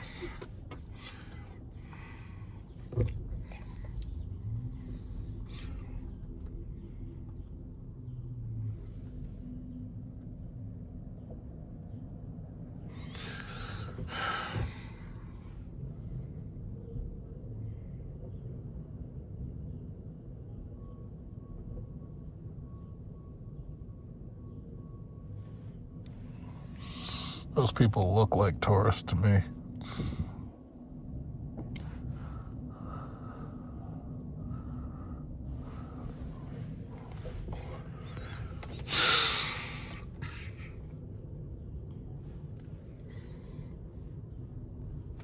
Burger, soda, fries, $9.99, only online or pickup. Well, at least somebody's thinking about getting a meal deal together. $10 is a hell of a lot better than going to McDonald's. Who the fuck parked this stupid Mini Cooper here? You're gonna get sideswiped and you deserve it.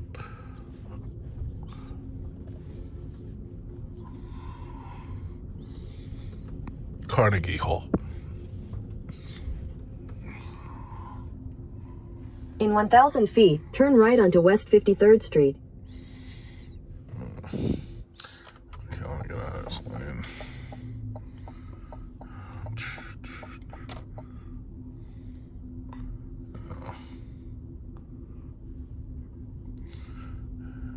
Like, traffic is at a freaking crawl. It's ridiculous.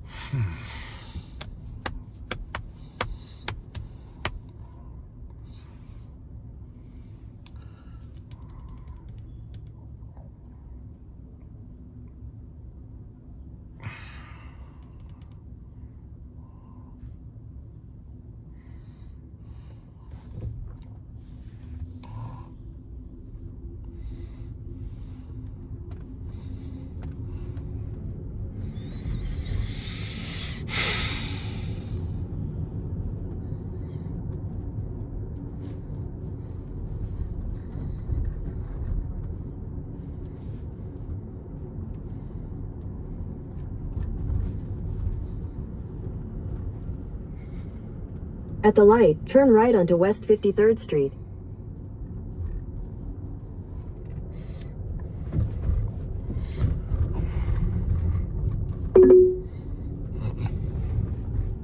In 400 feet, turn right onto West 51st Street. Turn right onto West 51st Street. No. No. We're gonna keep going straight down. In fact, I think I could tell it that. I'm gonna go straight down 7th.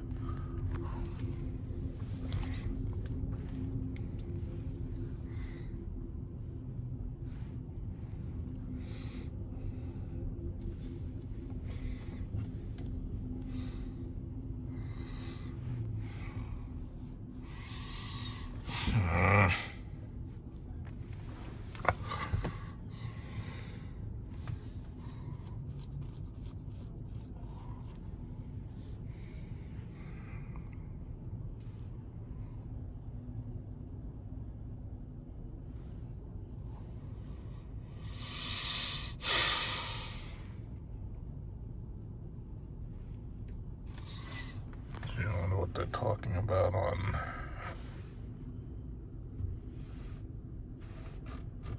Who's the Libertarian candidate? She couldn't tell me, okay? But she just knew that she was not going to vote for Kamala Harris, okay?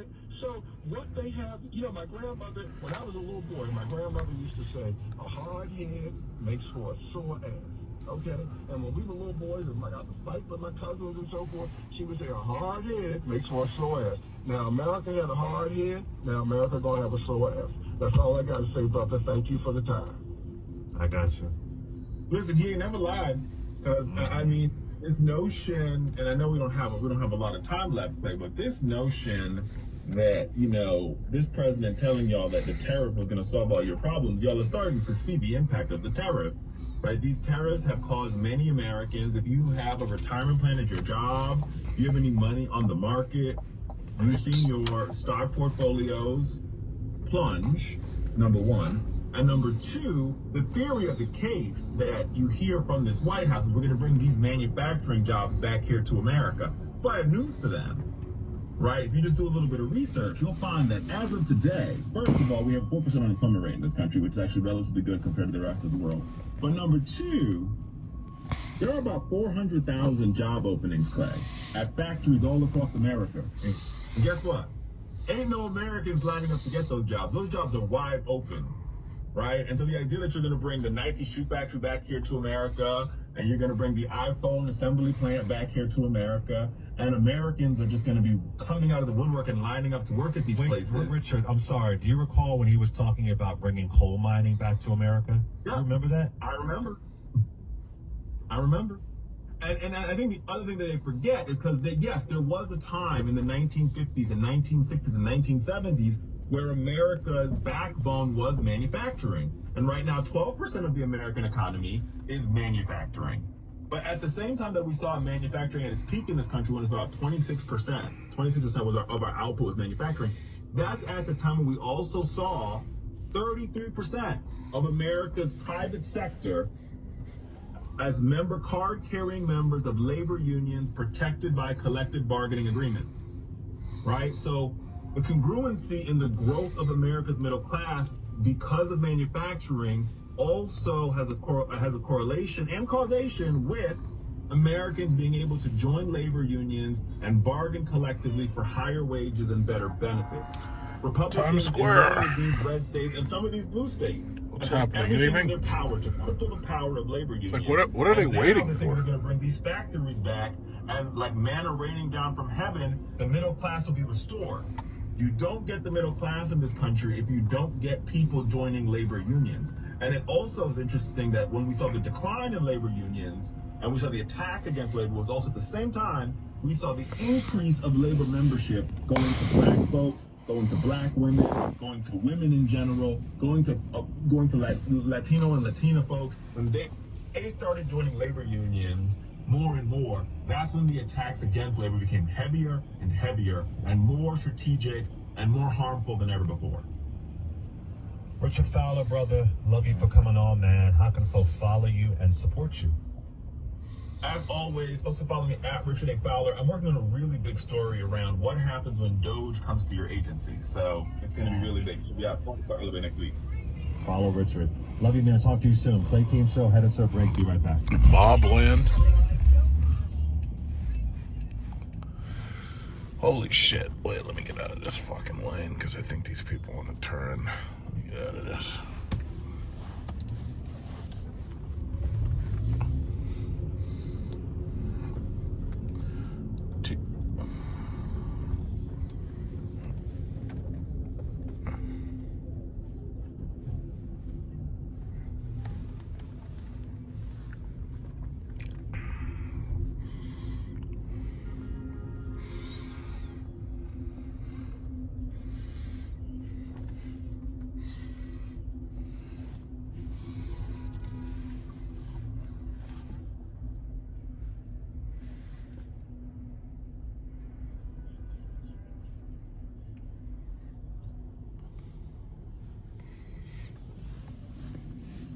Secrets of the penguins. Yeah, the secret of the penguins is they're going to end up paying a 27% tariff since we're putting tariffs on McDonald's Island, but there's nobody there but the penguins. It's like, did they even think when they were writing these tariffs? Like, it's like, hey, idiots, there's nobody on this island except fucking penguins. And then it was also funny to me that some people are like, oh yeah, well, he didn't put a tariff on Russia. That's because Putin's his friend. And the thing about it is, yeah, you wouldn't put a tariff on Russia because we're not currently trading with them. It's like, yeah, you morons. This guy ran that light.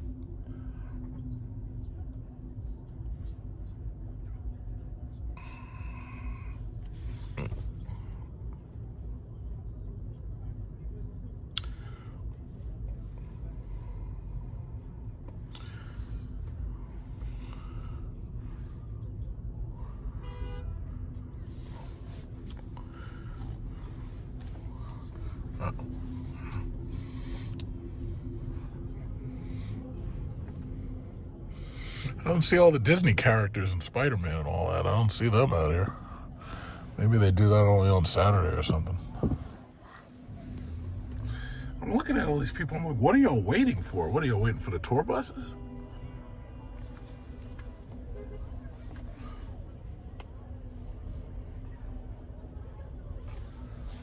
Man, some of these people look run down. Jesus.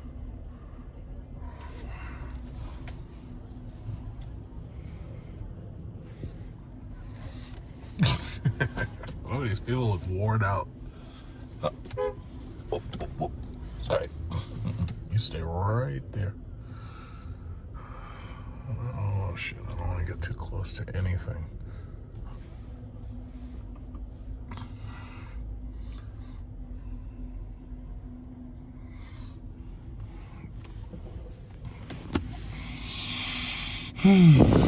This guy out there camping out with his lawn chair and everything.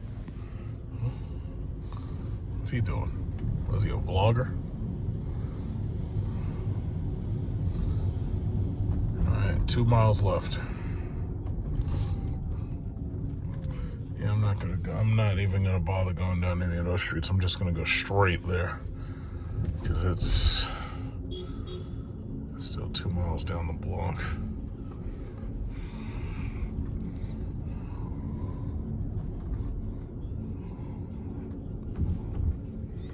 It's amazing how hard it is to get to this shit.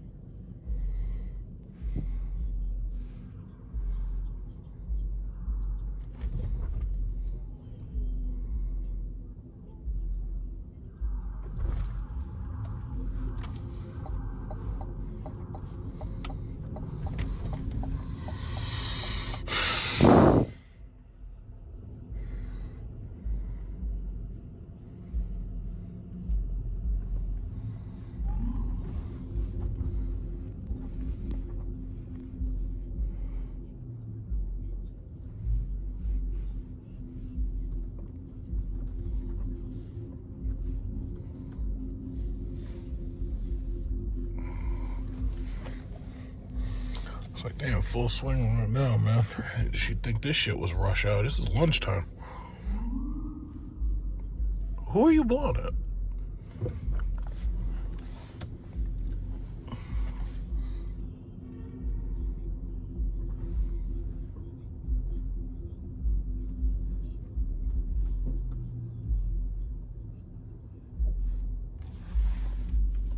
We gotta think through some things because preservation.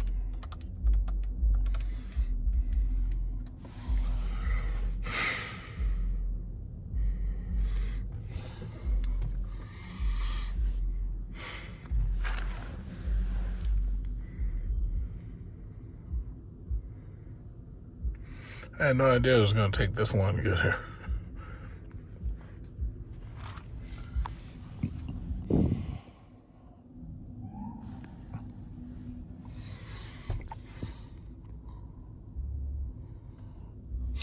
So, congestion pricing basically hasn't done anything. Like, it's like the same number of people that were here before are still here.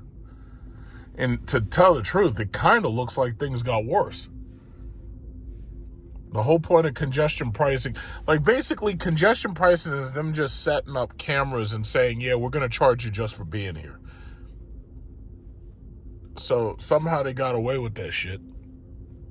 And it hasn't helped. As you can see, congestion is congestion. It's just as bad as it always was.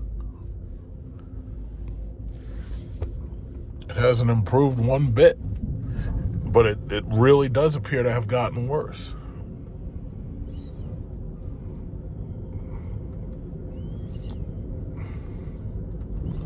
State police. What are they doing here?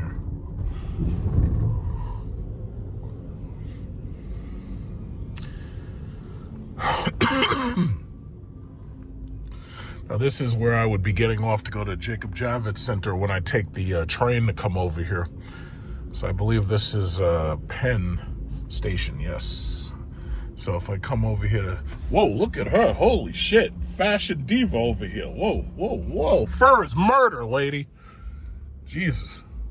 You got a bald head and everything. Yeah, fur is murder.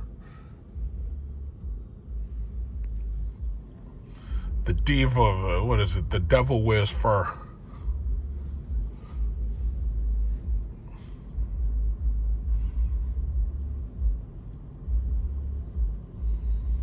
I can't believe it's taken this long to get over here. Almost there, though. It's not that much further.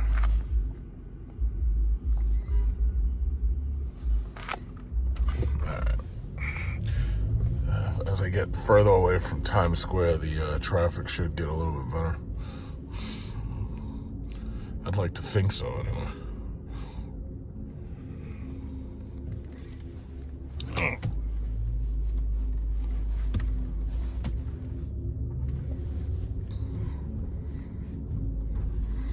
Yeah, I can see the Javits Center's already. It looks like people are already going there. You know, the show's not until Friday, but these people are already there.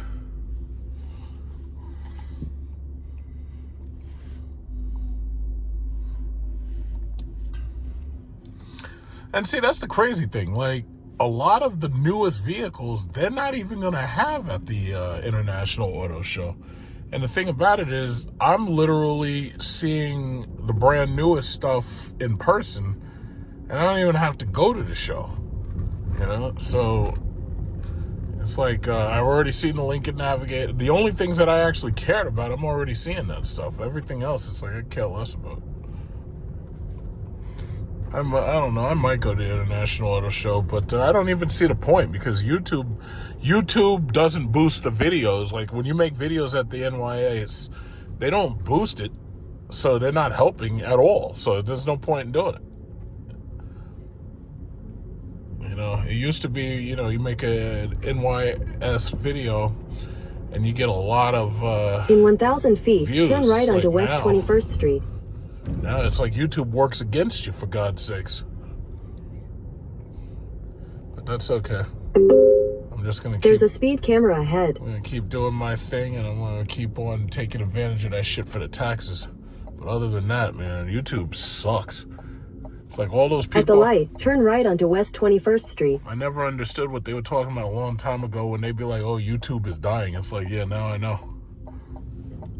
It's like all they want to do now is just run videos and get paid by corporate money. That's all they want now. Corporate money, political money, and everybody else they silence. So what's the point?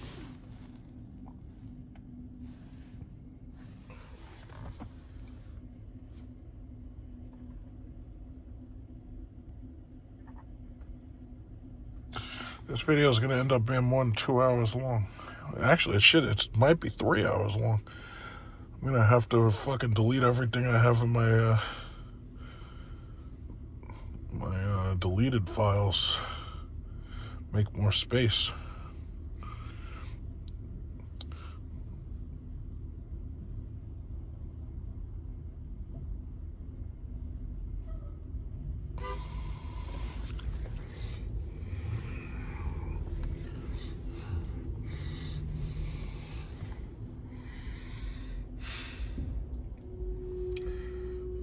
Certainly doesn't look like congestion pricing is helping.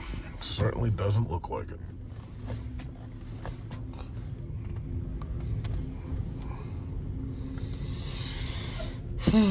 Almost there, almost there. In a Just quarter couple mile, more. turn right onto West 15th Street.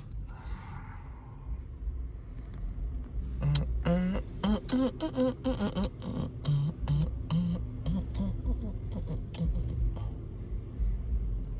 for the love of God. This guy's parking in front of me. Oh my God. Sorry.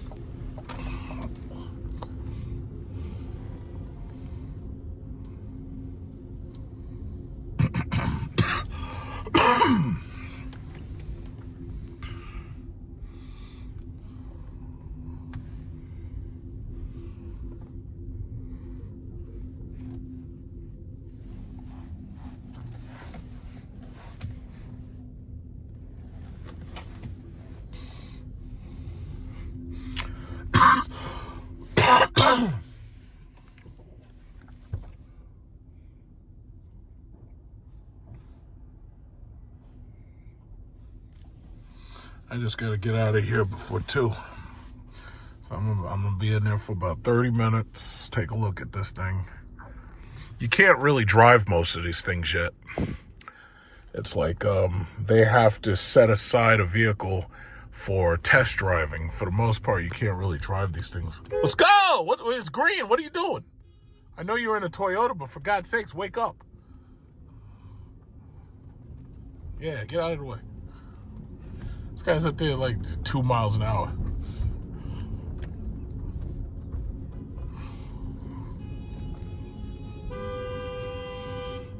Yeah, I see why you're blowing.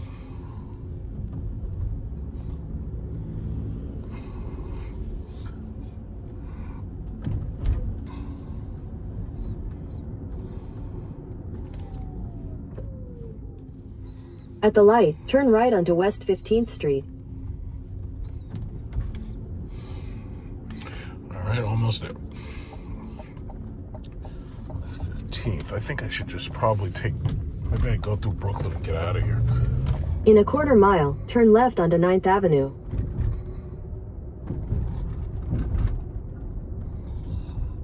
It's less than half a mile away, so I'm right there basically. So they want me to go down that block? All right. Oh, I see. They want me to come out right around it. End up hitting the Tesla dealer. The Tesla. Hudson Street. Gadfly Bar. So now is my favorite part. Try to figure out where to fucking park. So then now comes my favorite part.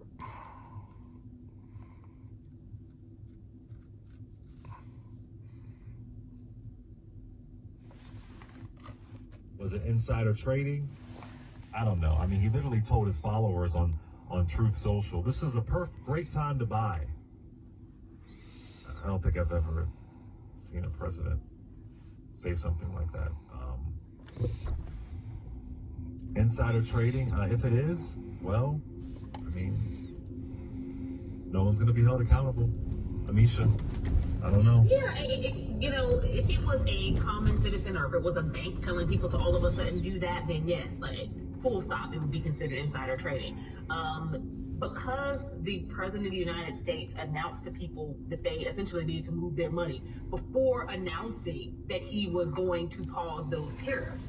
That's where it gets prickly. Because if he had announced it afterwards, that's a very different decision. Everybody has already done the press release, the conversation has happened. He announced it hours before and hadn't even advised his Treasury Secretary this was going to happen. So essentially, yes, by the lay of the law. At the light, turn left onto 9th Avenue. If you are counting on his own people, and when I say his own people, I mean a Republican-led House and a Republican-led Senate to investigate him for insider trading, I would say that you can expect that to happen by the time Jesus comes back. It's just not going to happen. And Democrats don't have the strength or the numbers to actually pursue this and it make a difference at this point. So, yes, by the lay of the law, what he did is considered insider trading. However, will he face any level of repercussion for it? I would argue no. I don't know why you're blowing. There's nothing I can do. So I'm trying. Chuck Grassley. Oh, shit. That's right. They cut this street off. Republicans rarely say. They chopped this street up. That is the rich having a tax increase. Now, I think In 800 feet, turn right onto Gansevoort Street. Where's this place? there's some reporting from NBC News that there are some Republicans saying this. Yeah, it's on. that they That's should the pay building. A higher share But of you taxes. gotta I don't turn all the way see it around and happening. If it did, that would be good. Tesla But I want you to Cybertruck. hear Oh, what snap. They the got a Cybertruck and it hasn't been destroyed? It hasn't been vandalized? Cool. On the rich paying their fair share in taxes. The Yeah, wealthy Lucid's listeners. right in this building. All this shit is one way. How do I get there? At the light, turn right onto Gansevoort Street. Then your destination will be on the right. It might surprise you this. Got all these people protesting and shit. Go get a job. The list of possibilities we have. Let's see, how am I gonna get up in there? Alright, so this Your is destination that's is on the Lucid. right. That's Lucid right there. How do I get in there? Alright, let's see what's going on. First, let's see, how do I get in there? Where's Tesla at? Ooh. I want to point out Chuck Grassley is 91 years old and he keeps getting reelected. Clay Kane. We got some Lucids here. Lucid. I think they got the Gravity in there. They should. I believe they do. No standing for something or other. No standing 4 to 6. Hotel loading. Let's see, how do we get in there? It's advantageous to say that. Oh, there's Tesla right there. Let's see what they've done to it. Oh yeah, I can park right around here. I can park right here. That's not a problem. All right, that's easy enough. Yeah, Tesla's right here. With this silly ass Cybertruck. Let's see what they've done to the dealership. Look at this. Look at these animals. What they've done. You gotta have barricades and shit. So just in case you don't realize it, this is the meatpacking district. This is where the Tesla dealer is that these animals keep on, what is it called, protesting in front of. And they got the barricades, but it looks like the cops aren't there. Yeah, so, okay, well, it's in one piece. Good for them. All right, so let's go to Lucid and let's see what's going on at Lucid.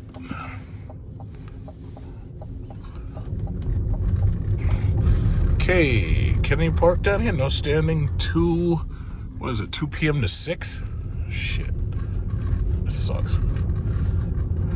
What is this? Commercial only Monday to Friday to 2 p.m.? Are you fucking kidding? What is this? No standing. Monday. Alright, so if I want to be able to get in here, I gotta get in and I gotta get out. I gotta get in and get out as quickly as possible.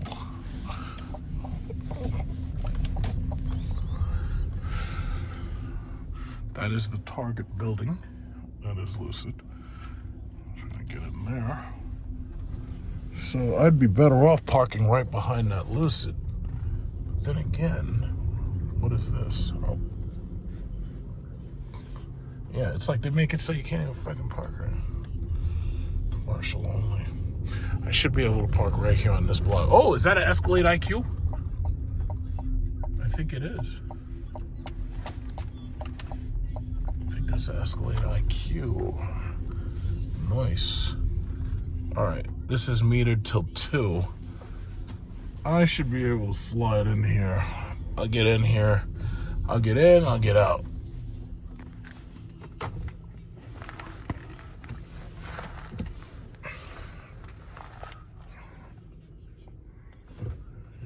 In here, get out of here. I just want shit. Yeah, but that might. What does it say? Metered parking, Saturday, commercial only Monday to Friday till 2. No standing 2 to 6. Jesus Christ. All right, so I'm gonna have to slide in there. I'm gonna go back around. I want to be closer to the actual place because it's like there's no legal parking basically. What is that? No stand. So it's commercial only till 2, but it's no standing. What day is it? It was like Monday to freaking Friday. It's like every freaking day.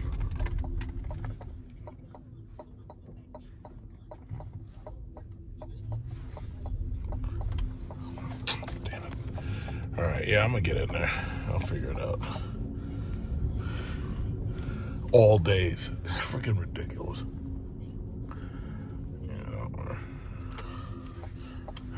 Yeah, I'm gonna get right up in there, right behind that Lucid. I'm gonna get right up in there. I'm not gonna be in there long. I'll be in there just long enough to get a ticket, probably.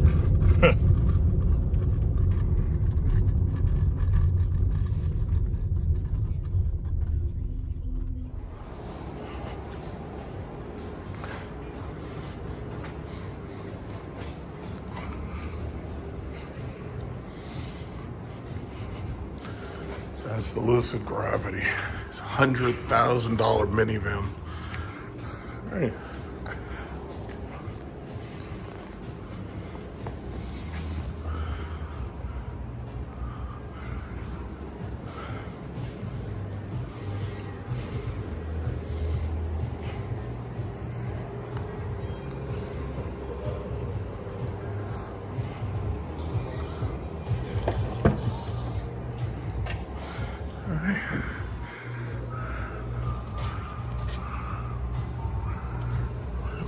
You got the recycled materials on the walls and the wood. That's nice.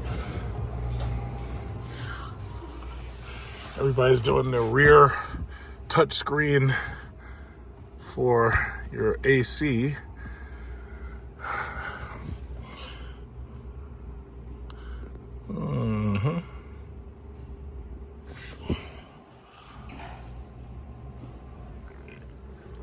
Oh yeah, nice ambient lighting. It's pretty. That's a big roof. Look at that glass. Jesus Christ, it's all glass. Wow, that's nice. It's different. It's definitely different.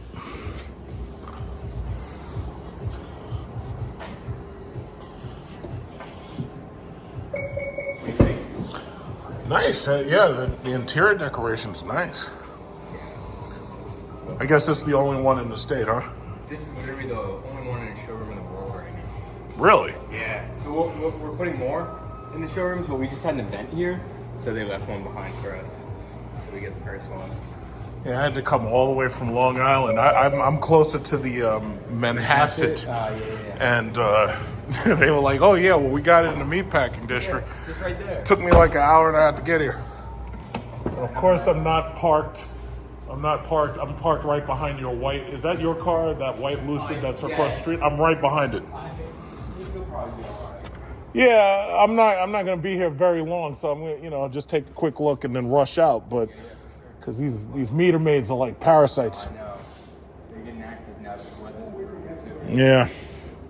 Yeah, this is nice. This car's sweet. Yeah, it's pretty. You want to put that steering wheel? Yeah, I can do it. I know how to do it. Woo. Woo. Yeah, that's not bad. The steering wheel controls here. Okay. And then you can use these buttons like here. That should bring it. Oh, yeah. Okay. Yeah. That's pretty nice, man. Just get out of this. Yeah. This will be a massage seating. Yeah, looks like it's already popped on there. Mm-hmm. Manual controls on the side of the seat if you need to make any adjustments for it. Otherwise, you do have these like scroll kind of type. They're not super functional in the current like software, but this is like more of a display software of how it will be used. And then there's also a feature in here to just kind of walk you through like everything that will be inside of the car. It's like a 2-minute video, but it will broadcast like. Welcome to Lucid Gravity, Should the broadcast. complete experience that gives new meaning to what an SUV. But yeah, Gravity's amazing. Now, how many miles does this get for full charge? this one gets 450. 450. 450, Wow. One battery, or is there higher trims than that? Or it's just one? So this is technically the longest range. There is a trim that's going to be like slightly higher than this one, called the Dream Edition. That one's only going to have more performance, not more range. So 450 will be the highest range. So no Sapphire trim, huh? Not yet, at least. But they will do the Dream Edition. Some of those buttons will just be kind of it's in a showroom mode, so not all of them will be functional. Yeah, that's cool, man. Yeah, it's pretty sweet. Have you guys seen an increase in business since they started protesting down here from Tesla? Oh yeah, man. It's like, I mean, yeah, it's a... I was expecting, I was wondering if I was going to have to run into any of those people, but yeah. no, Typically, unfortunately. just on the weekends. Just the weekends, yeah, right? For the most part.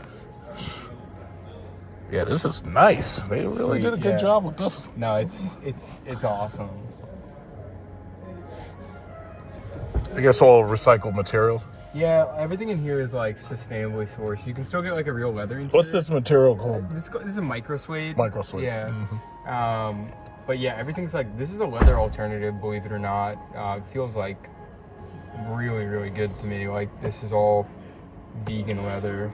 But you can still get real leather in certain options. No, I actually like the. I don't have a problem with the artificial. I have that, and I think it's called Interlux in my car, and I have white in my car too. Yeah. Yeah, this is nice. Cool. Yeah, it's awesome. Yeah. I'll let you poke around a bit. Oh, I'll yeah. show you like kind of where everything was. Cool. Thanks. Seats, vehicle. So yeah, that's the adjust the steering wheel. You can use these buttons to pull it in and out. The mirrors are the same way. You can fold the mirrors, and this, that, and other. Heads-up display. Can I see anything out of the heads-up display? Automatic, manual. Can I see anything? I don't really see anything right now. I guess maybe it's off. Heads-up display, automatic, manual. Yeah, this seat massager is, oh yeah, it's right up my butt. It gets you right down there. Yeah, this is man. At first I dismissed this. I say, yeah, it's just a minivan, but this is a really nice minivan though. 450 miles range though. I think I'd rather have like a $20,000 minivan, like a cheap Pacifico or Kia, and take that on a road trip. But I have to say, this is nice. This now you're talking about, you got some premium EVs. Hi. Yeah, this is nice. I don't know if I'm ready for an SUV. A minivan. What? It looks like a minivan to me, but Yeah, everything's an SUV now. Everybody wants the space. yeah. You know, my car is, I got 2 SUVs. They when you want to move stuff, it works. You don't, you know, you want to move around things, you know. This is really nice. This is a lot of glass. Yeah. Whoa, that's a lot of glass back there. I'm gonna walk them out. I'll be right with you. Okay. It's a lot of glass back there. That is a lot of glass. Yeah. Yeah. Squircle steering wheel. Whew. Yeah, this is something else. $100,000 minivan. 120. Okay. Yeah, I think the lowest one is like 100, but that's the entry. Yeah. It's like they think people are made of money now. Everything's $100,000.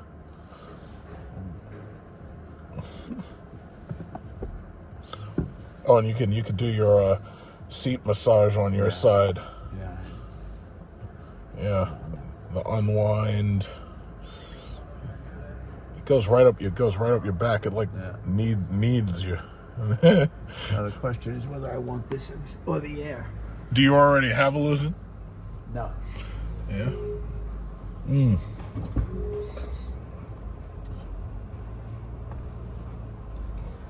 you have a big family? No. Oh, okay.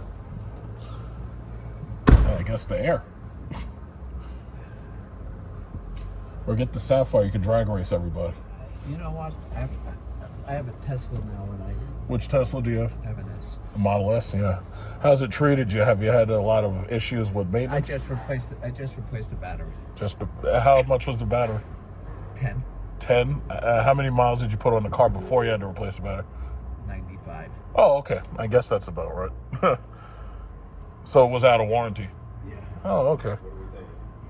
So, It's shocking. It's nicer than I expected. Yeah.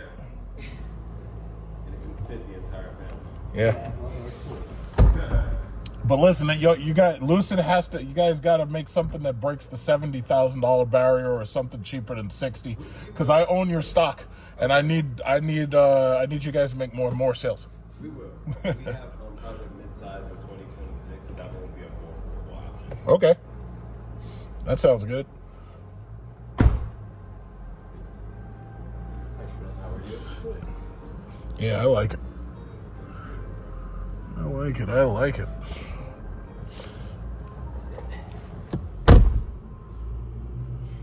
Charging pad, wireless charging pad. Yeah, you see, when you own a company stock, that gives you the feeling you can tell people what to do. I'm a shareholder. I like it. I like this. This is nice, and this thing is still kneading my back. It's like the massagers are going like that. It's like pushing in my back like that. You can see it here too. It's just, you can see the vibration. That is nice. What happened right here? Somebody tore it a little. There's a little bit of a tear, but I guess they could probably fix that. Yeah, that's the Air right there. These are nice cars, man. This is nice. I gotta say, this is nice. I just do a quick video pass through again, and I'll be out of here. Okay. So this is the wide angle lens. That is a lot of glass. 450 miles range, and this car starts at $100,000. Oh, you know what I didn't look at? The third row seat. Didn't look at the third row.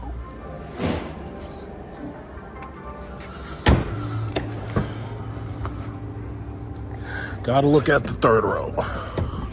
Okay, yeah, that's a decent amount of space, even compared to the Vista. That's a nice amount of space right back there. That's a nice amount of space. Yeah, you could get an adult back there, no problem. Now, because of the headroom, I don't know if I would sit back there, but you could definitely easily get adults about 6 feet tall back there.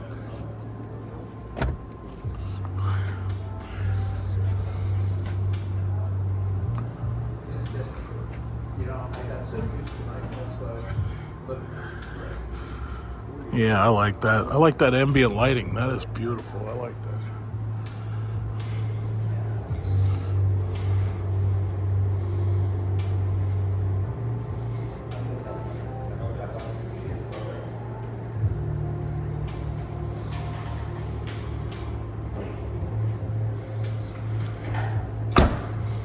This is the Gravity.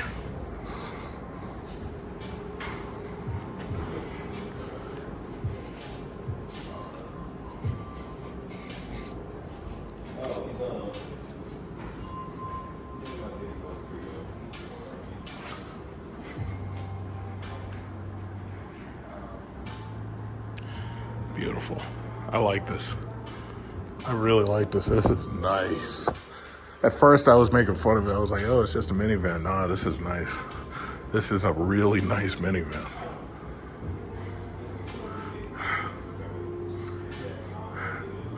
And I'm not even making fun of minivans because I like minivans for the idea of road trips. 450 miles, that sounds pretty good. Let me see right over there. That's the Air.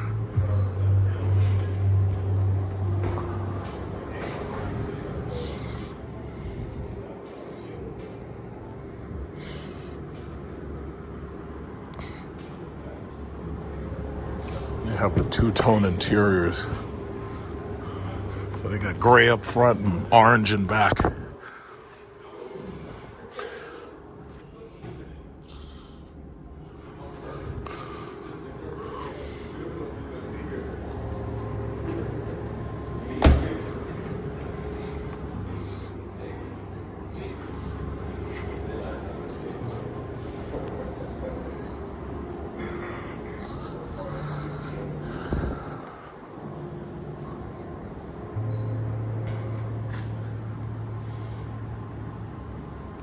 All right, so I just left Lucid. Fortunately, I was able to park. I didn't end up getting any tickets or anything. I guess the meter maids must have been having lunch.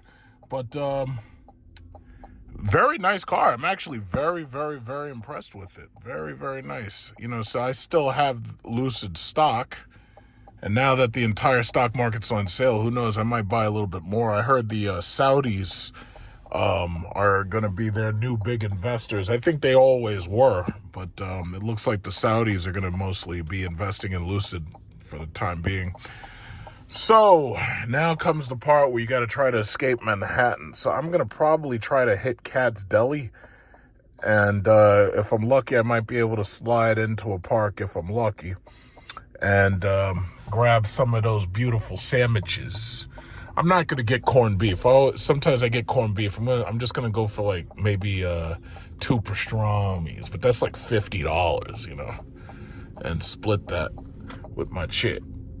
You know, because she always likes that. Usually I get a corned beef and I get a pastrami, and we share it half and half. Stay on Bleecker Street. But I wasn't really impressed with their corned beef last time. Their pastrami is slamming all the time, but I wasn't really impressed with the corned beef. It was okay. It's just that I just didn't have the taste for corned beef. I like that pastrami. That pastrami's to look at this guy. Oh my God, they got this man working up in there. How dare you? Unless he's security, he ain't supposed to be up in there. That's not manly enough. Messing with that man's masculinity.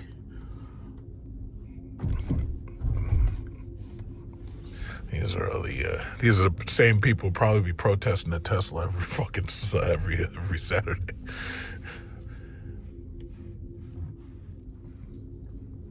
That must be really, really interesting to have like a European import store here and somehow be able to stay in business. Because who are you going to sell to? You're going to sell to her right there? You're going to sell to Becky, Health and Fitness Becky? You're going to sell to Kate Perry right here, Kate Spade? Who are you going to sell? Like, who could I reliably get to come and buy stuff from me every single day if I had a store here? Like this chick right here. This is who I need. I need somebody who's all about the fashion. She's got fashion everywhere. Fashionista. That's what she... Like, who could I get? How could I stay in business if I was one of these stores? I just don't know. Look at this place. Marine Layer. Like, how do you stay in business if you're Marine Layer? Like, what are they selling? And how... Wait, somebody's screaming? Oh, that's an alarm. Like that must be a really amazing feeling to have like an import store here. And I guess this is called Hell's Kitchen, if I'm not mistaken. I think it is. Like, I just don't know how you could stay in business, man. How could you do it? Look at this guy.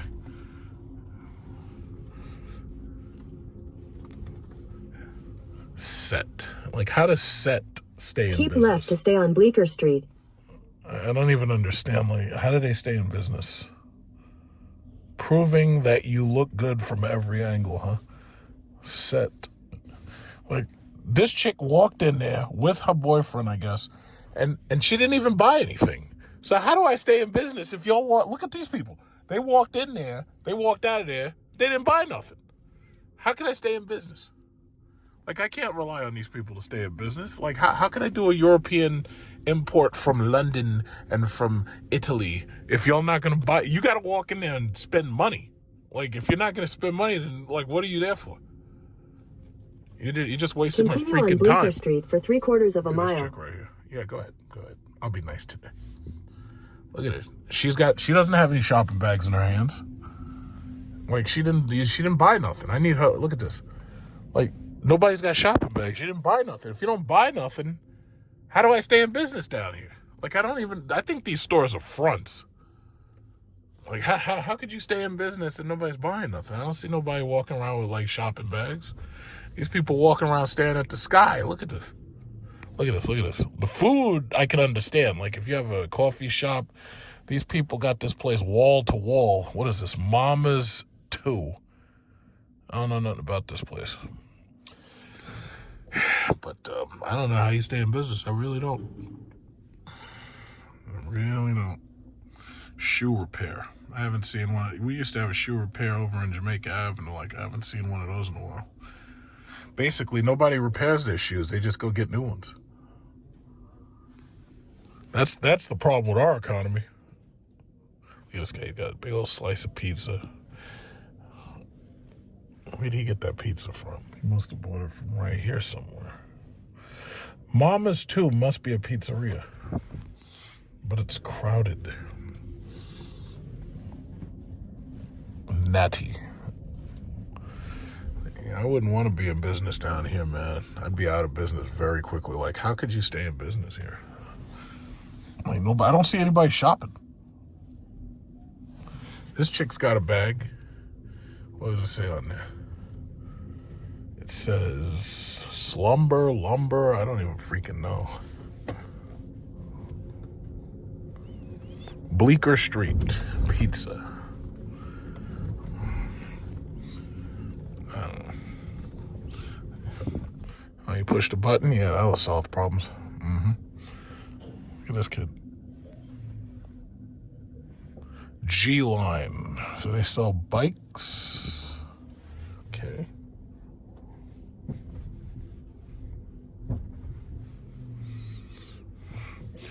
Yeah, I picked a great time to be down here, didn't I? I'm trying to get up out of here.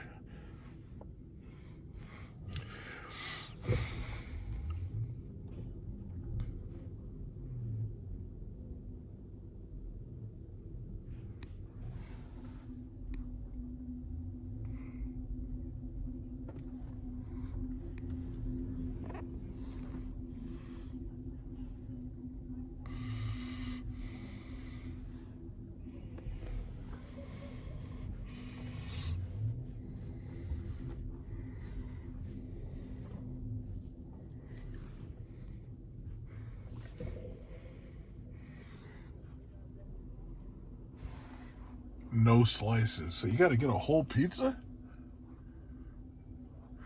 What if I just want a slice?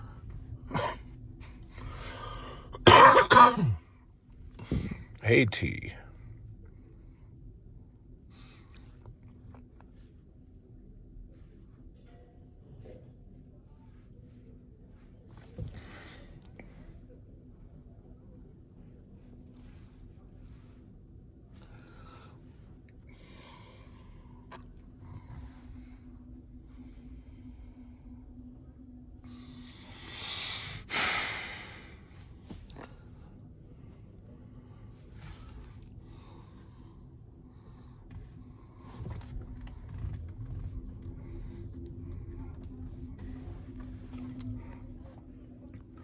Hey, Google, what is the Dow Jones?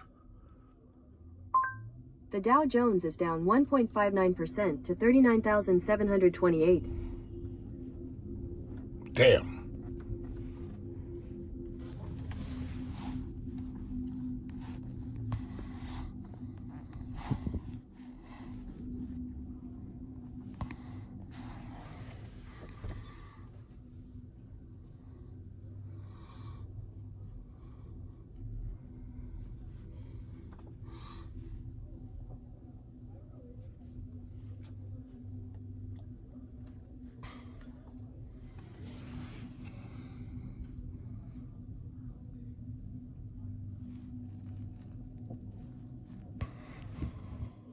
That's a convenience store, really?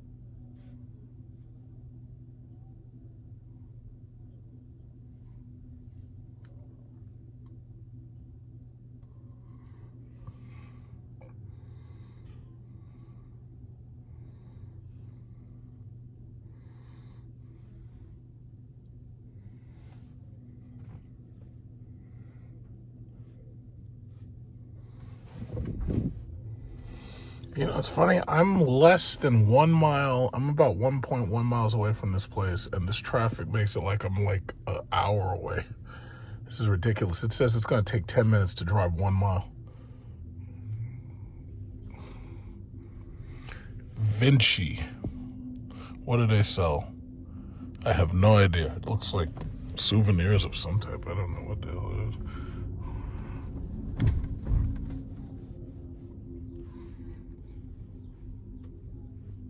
Mongolian Momo King, huh? So they sell, looks like shui mai. Looks like they got meat. Oh, so, well, it's Mongolian, so I'm pretty sure they call it something else, but it's all Chinese food at the end of the day. A Mongolian cart. I have, this is the first time I've seen a Mongolian vendor, like a cart here. And I know we have a couple of restaurants. We have Kazakh food. We got Mongol food. That's the thing about New York. We got just about everything. If you like Mongolian, we got Mongolian. We got restaurants. We got vendors. We got ladies in orange.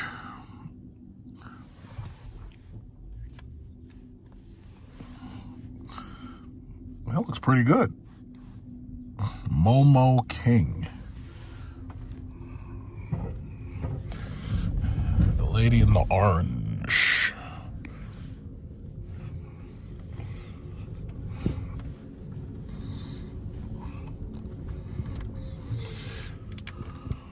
Look at this. Coffee and tea.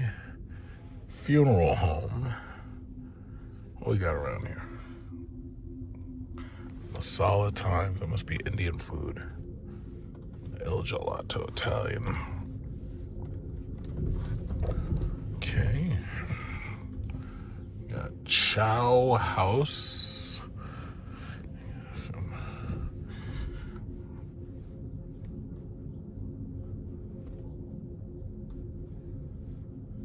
super burrito.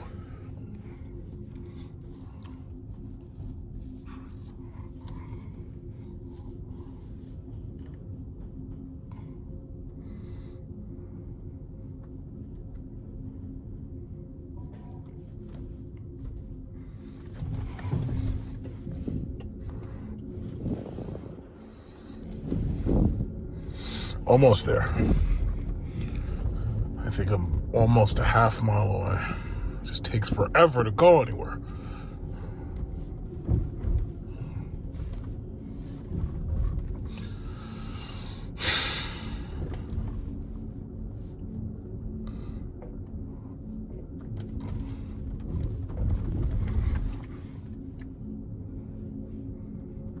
Okay, come on, let's make the light, dudes. Let's make the light. Let's make the light.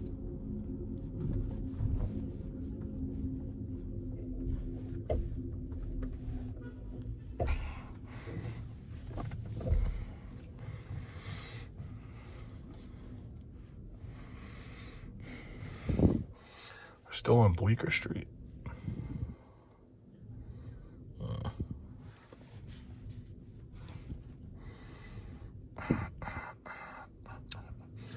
Yeah, I guess once I'm down there, I'll probably leave through the Williamsburg Bridge, make my way through. It doesn't make sense to have to drive all the way back up because all of that's going to be in the red soon. This entire map is going to turn red. I could just drive out through Brooklyn. Probably makes more sense.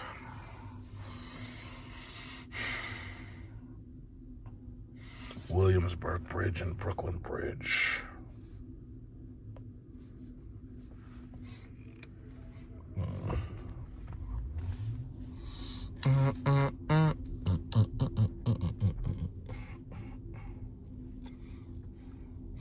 Eight seconds on this light, and these people aren't moving.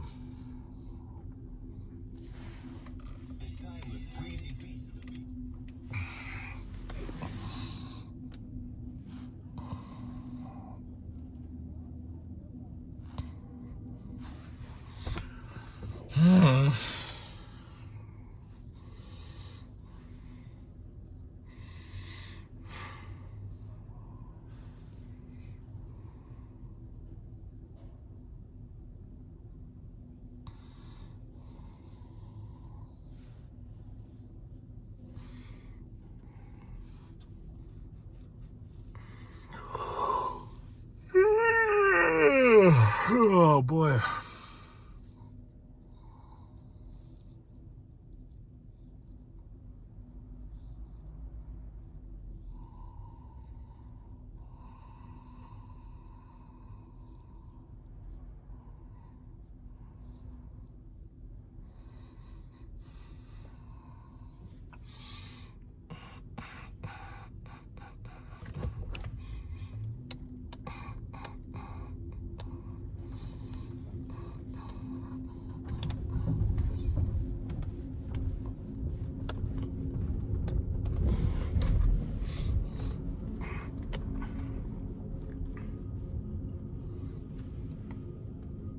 In 600 feet, turn right onto Mott Street.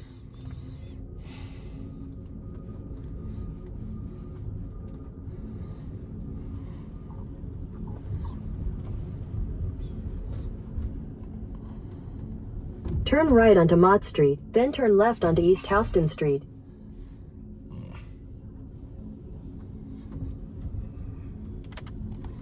Oh shit, I missed it.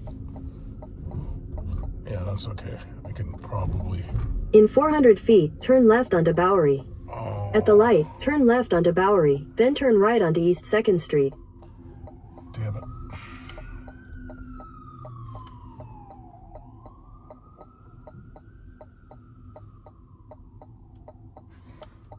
Damn, I was not thinking. Wait a minute.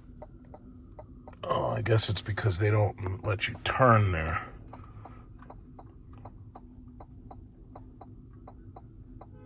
East Houston. Yeah.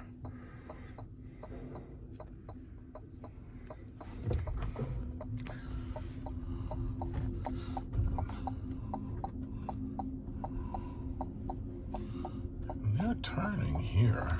So if they're turning here, why can't I? Yeah, because if I stay in the right lane, I might be able to pull that off. It's not going to be easy, but I might be able to pull it off. This sucks. Oh, there is a left turn signal. Yeah. At the light, turn left onto East Houston Street. Yeah. I got this. Left lane turns left. Yeah. Why? I understand that it wanted me to go the shorter distance, but yeah. Okay, I could still, yeah. And it's a straight route right down. It's right down this block. If this guy will turn, let's go. Come on, truck. God damn it. Come on. Shit. Oh, here we go. Oh, yeah, perfect.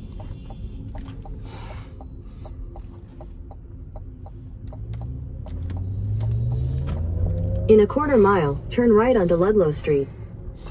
No. No. I'm gonna stay right on this. Yeah, this is perfect. Get right to Cats. I'm pretty sure they probably got a line waiting for me. Probably got a bunch of no parking rules waiting for me, too. Fucking hate coming down here. It's sad because they have stores that you want to go to, but it's a nightmare getting anywhere. There it is right there. It's a nightmare just getting to anything. It's like they have so many stores that you would love to go to, but just driving 1 mile takes you 20 minutes. There's some Korean something or other here. That must be a restaurant. See, that's one thing you got to think about with Korea. The Koreans, they don't even put English on their signs because they don't give a shit if you can read it. They don't care. Like the Chinese put English on all of their buildings. All of their signs have English and Chinese. The Japanese do the same exact thing. With Koreans, nope. It's like, hey, if you don't speak or read or write Korean, yeah, well, you're assed out. And they don't care if they get your business or not. Like, that's just amazing to me. It was like when I was in South Korea, man, God forbid you can't read that shit. You don't have like Google Maps to help you or something. You get lost. If you got Google Maps, you're okay. But when you're in South Korea now, you better have something to help. Because otherwise you get lost. At the light, turn right Holy onto Ludlow fuck, Street. that's Then the your line? destination I'm not will be going. on the Nope, right. I'm out of here. The hell with that shit. That's the line? Oh my God. No. I'm out of here. To hell with that. Okay, thank you. Make a U-turn at Norfolk Street. Nope. Then turn left onto Ludlow. Nope. Getting out of here. The hell with that. Adios, Manhattan. It's time to get the hell out of here.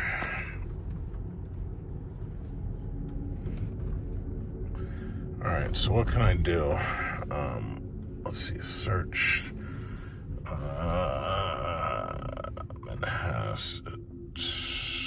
No.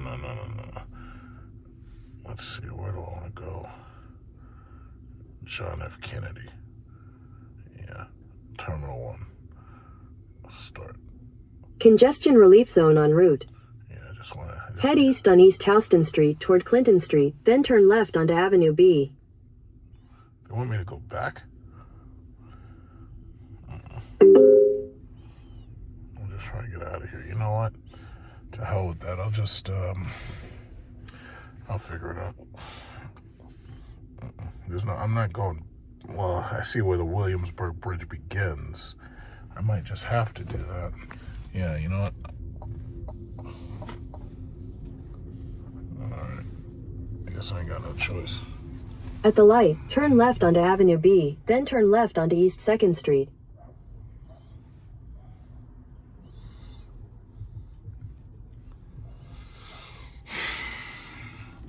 Yeah, it's because the Williamsburg Bridge, the base of it begins so early. At the light, turn left onto East 2nd Street. Well, thank you. Yeah, the hell with that. I'm out of here. Yeah, I was gonna grab some cats, but I'm like, nah, the hell with that shit. Let's see, can I get out of this box? Yeah, I guess I can. Yeah, there's nobody else moving, so. Alright. Meter maids. Freaking vultures. Vultures walking around. In 600 feet, turn left onto Avenue A. Yes, so. This must be Little Italy.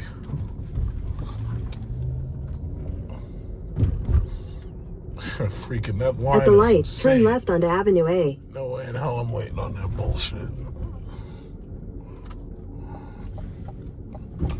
Get out of here. Hell with this. In a quarter mile, turn left onto Broome Street.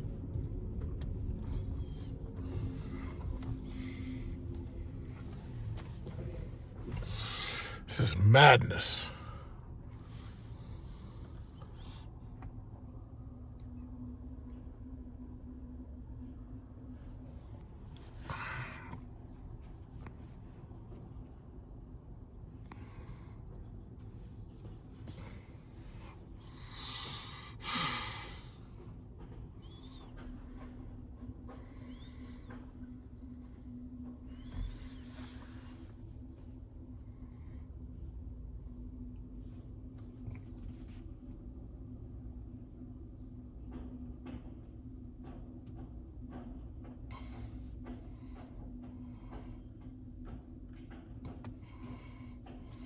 Hell out of here.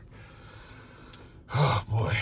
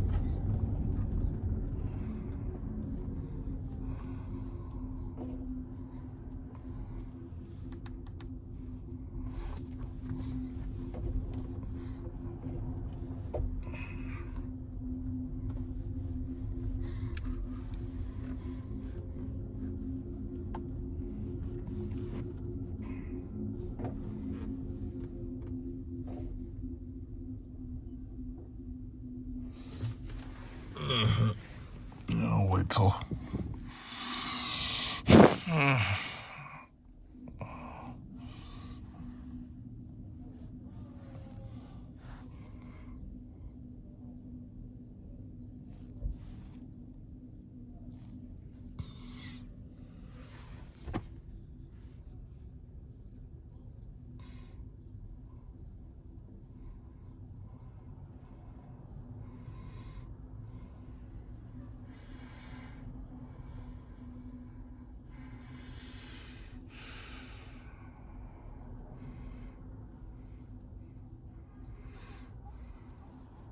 Takes forever to do like anything. Like, I don't think that congestion pricing is helping. I don't think it's helping at all. It takes forever just to move anywhere, to go anywhere, to do anything over there. Shit, 9 seconds left, and these people are like at a standstill. It's fucking incredible.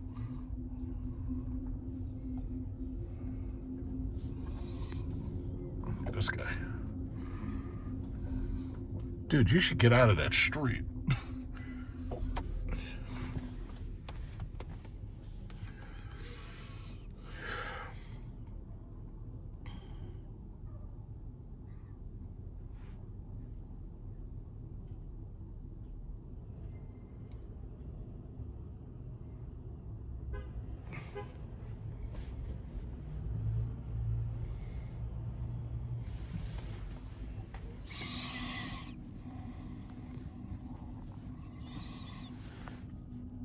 The F train? Oh, that's the 2 and that's the J and the Z. The J train comes here.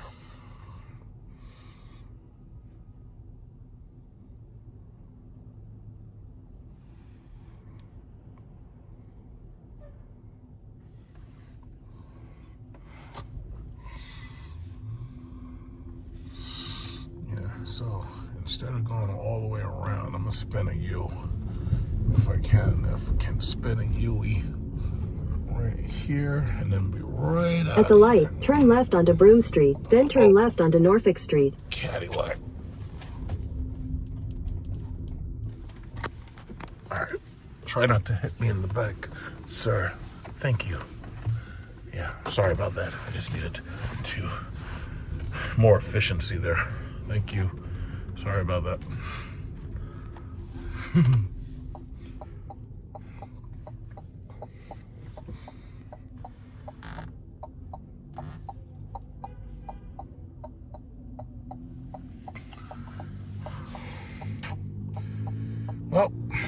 Well, I got a lot accomplished. I did. Now it's time to get the hell out of here. Hey, it's a Fisker. Fisker Ocean right there. I really feel bad for what happened to Fisker. I mean, you know, that's how, you know, it's like bad businesses go out of business, but I really don't think it was a bad business. You know, it's like, you know, well, there's nothing you could do about it.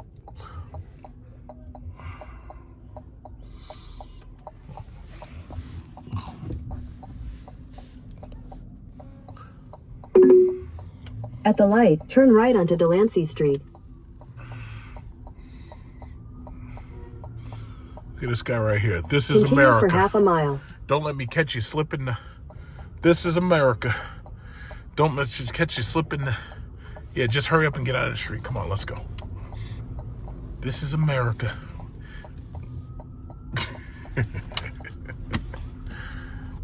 All right, there's the bridge, and this is my way out. It looks like the cop's doing his best to increase the traffic. Let's get the hell out of here.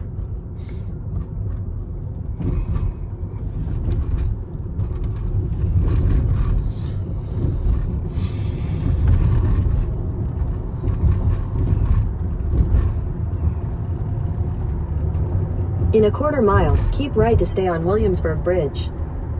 So I'm headed to the charger. I spent a lot of energy in the city. I still have half my battery. I'm still at 152 miles. So I'm still at, what, 50%. But the thing about it is, I'm going to charge anyway because it's still nice and early. I would imagine that people really aren't going to go. And usually most people show up at like 4 o'clock or later. So it's not too much. I got to go to the bathroom anyway. So I'm going to head into Target, go to the bathroom. And while the car's charging, I think I may also pick up something for Easter dinner because I was asked to bring something. So I may pick up some ingredients or whatever. In fact, I really should get some cream cheese because I should make a cheesecake. So I just might do that. But yeah, had a good time seeing those couple of cars. I was really excited for both of those vehicles, to tell you the truth. Even though, you know, they cover this stuff ad nauseum, so you pretty much already know exactly what to expect. But yeah, I was happy to see them. I know Cadillac's going to do pretty well. Cadillac is like balling, man. They're kicking ass and taking names. They're going to do real well. But Lucid, I hope Lucid does well. And oh snap! Look, there's like, oh, this is empty space right there. Is there an empty space? No. Okay. There's one person in front of me, and it looks like that person has a lyric. But oh, somebody's coming out. It looks like somebody's coming out. Okay, that's great. So we're good. You know, it's not going to take me very long. And I'll just roll up in here, go to the bathroom and everything. And yeah, it looks like 2 people are coming out. In fact, that's great. So this won't take very long. And that's the thing, you know, that Lucid Gravity has a 450-mile range. So the thing about it is, it must be like 122 or more kilowatt hours. That's its battery.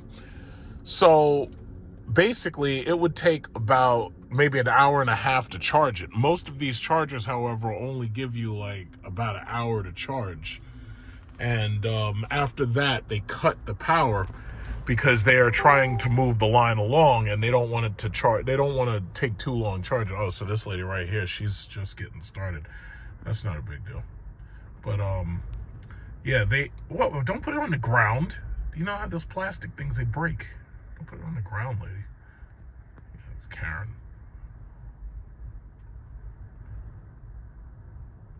But they only usually give you like an hour, and then the timer stops and it resets itself.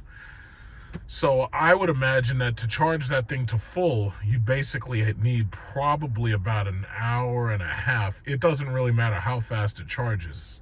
You're not going to get 100% in 1 hour. But they'll figure that out. You know, most people are going to charge that thing at home anyway. But 450 miles range, that's pretty impressive. And what is this guy? You know, this guy he's got the black, I think those are 22s. He's got the black 22s on this red Lyric. That looks pretty good. But yeah. Oh, and there's a Porsche. What is that? A Porsche Taycan? Yeah, Porsche Taycan or a Panamera S Hybrid or something. I can't really see it too well. I think it's a Taycan. But yeah, I was looking at the what is it called? The stock market. So I guess that's where I'll put an end to this video. Let me just close up my roof. And let's look at the stock market. It is currently 3:13, so the market hasn't exactly closed yet. The market doesn't close till 4:30.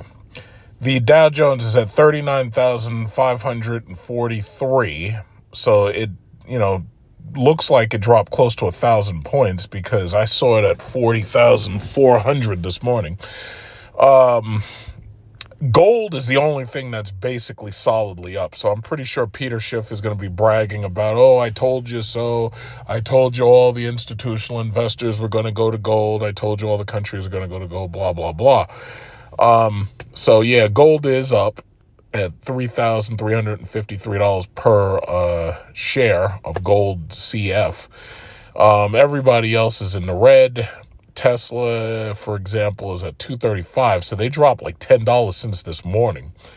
Stellantis, Ford, both of them under $10. Berkshire Hathaway is closed $30 under $800,000 for the A shares. Meta is down to $497. I don't know how low Meta could go because right now is not really, there's nothing necessarily wrong with Meta. So I'm guessing, there'll be some people buying in. They'll figure that this is their chance to buy Meta because I think Meta's high with $740, which is amazing to me. But Bitcoin is 83,927. XRP is still at $2. What is this? Ethereum still 1,564.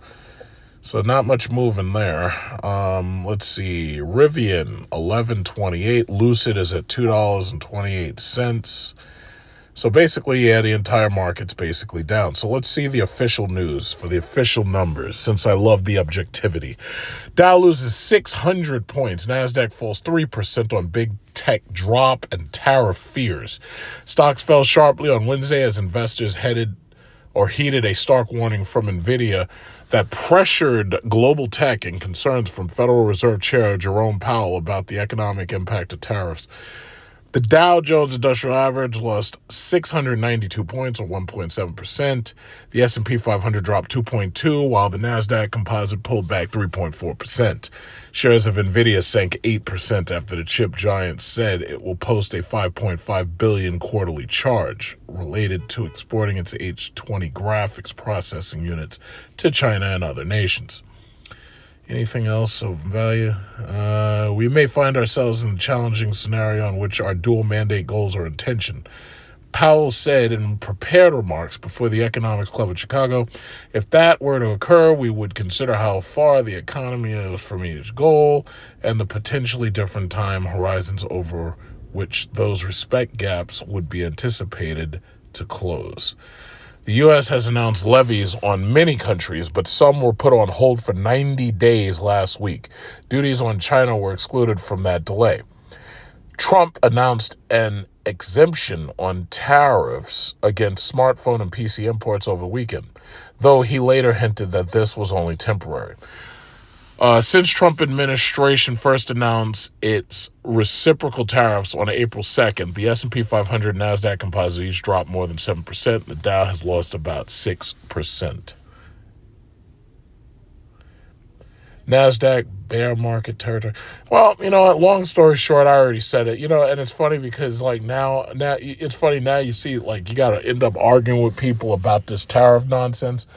The reality is, no matter what you want to say, what Trump has basically done is he's put so much uncertainty into the market that there's been these sell-offs.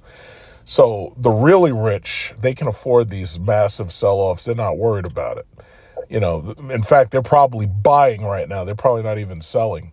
But the reality is, it's like he's put so much uncertainty into the market that we really have no idea what's going to happen. Because if you really think about it, 90 days, that's 3 months. What's 3 months from now? What is that?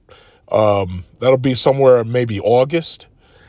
With these tariffs and the uncertainty of what's going to happen within those 90 days, anything can happen, and we just don't know. So the reality is he's put so much uncertainty into the market, we have no idea what's going on. And everybody is pricing in the uncertainty. The Dow is going to go up eventually, but for right now, the Dow is down, and it's specifically because of him, and it's because of his policies. So there's no way around that. He can't even talk his way around that.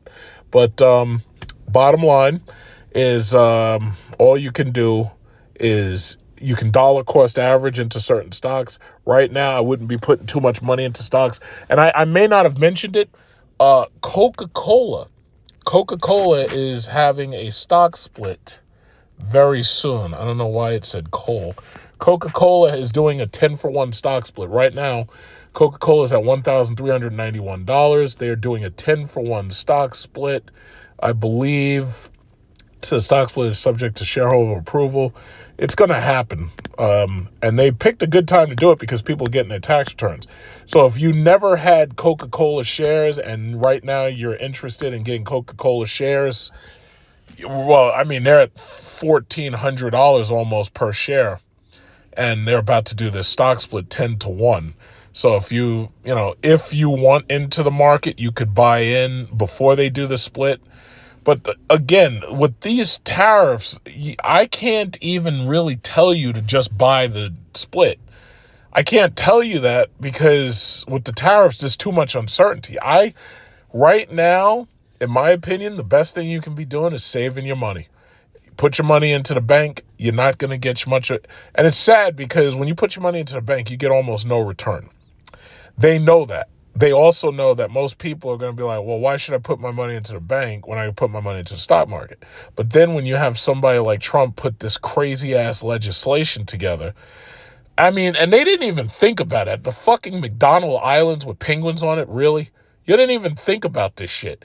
So they just threw these names up there, and it's like, you didn't even think about it. Your target was China. I don't think that they had any real intention of going after all these other countries. I think the target was China. And China's decoupling from the US dollar.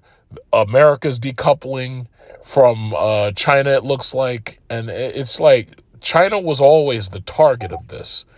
And the reality is, it's like, we're just going to have to deal with the nonsense because there's just too much uncertainty. And somebody made a comment on my channel. Like I said, the Trump tariffs were nonsense.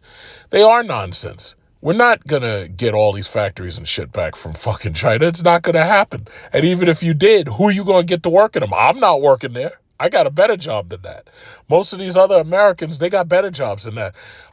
I say it like this, most Americans would rather drive one of these fucking Ubers out here than to be in a goddamn factory sewing shit. Most of them have no ability. We don't have the hand skills for that. Like, see, in China, they got young women with little hands. It's like, you ain't got the hand skills for that bullshit. It's like, where the fuck?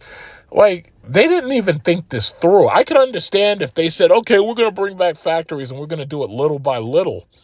But to throw all of this out there at once, that's just nonsense. And now you're paying the price for it, and that's just the reality. I'm sorry.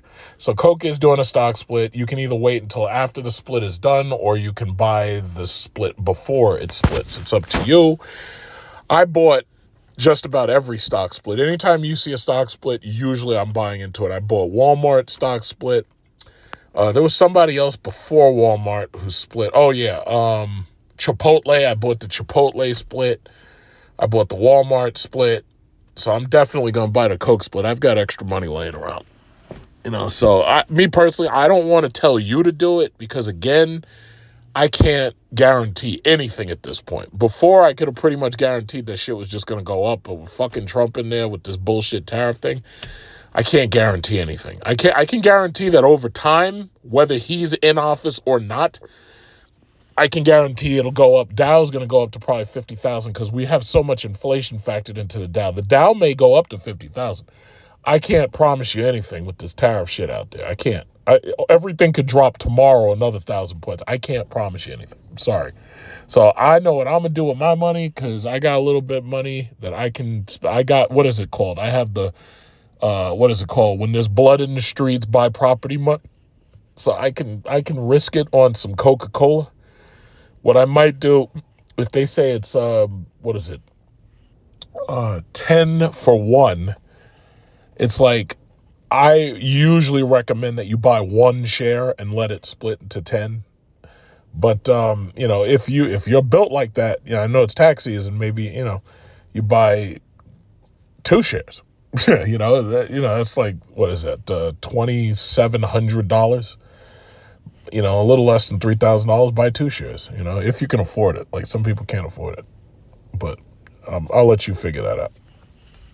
There's been a lot of coverage on stocks, buys that you made in the days before and the day of the announcement that these tariffs were being paused. Was there anything that you knew ahead of time? Can you at least respond to the criticism that's been published? I think that criticism is laughable. President Trump has been talking about tariffs for decades. President Trump announced April 2nd is when he was putting tariffs in place.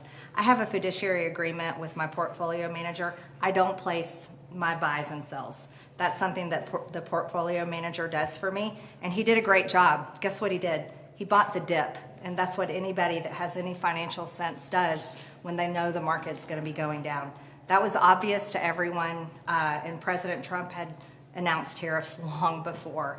That wasn't anything, that wasn't a secret. Big public information. Can you just confirm, and thanks for taking our questions. You bet. Can you just confirm that you didn't have prior knowledge of the pause, President Trump's pause on tariffs, and that you didn't have any conversations with your portfolio manager about that? Oh yeah, no conversations whatsoever. And President Trump, I think he's done a wonderful job with how he's been handling tariffs. What we did know is he was starting them on April 2nd. That was announced for the whole world to know. And so I think he's doing a great job negotiating for America. To be continued.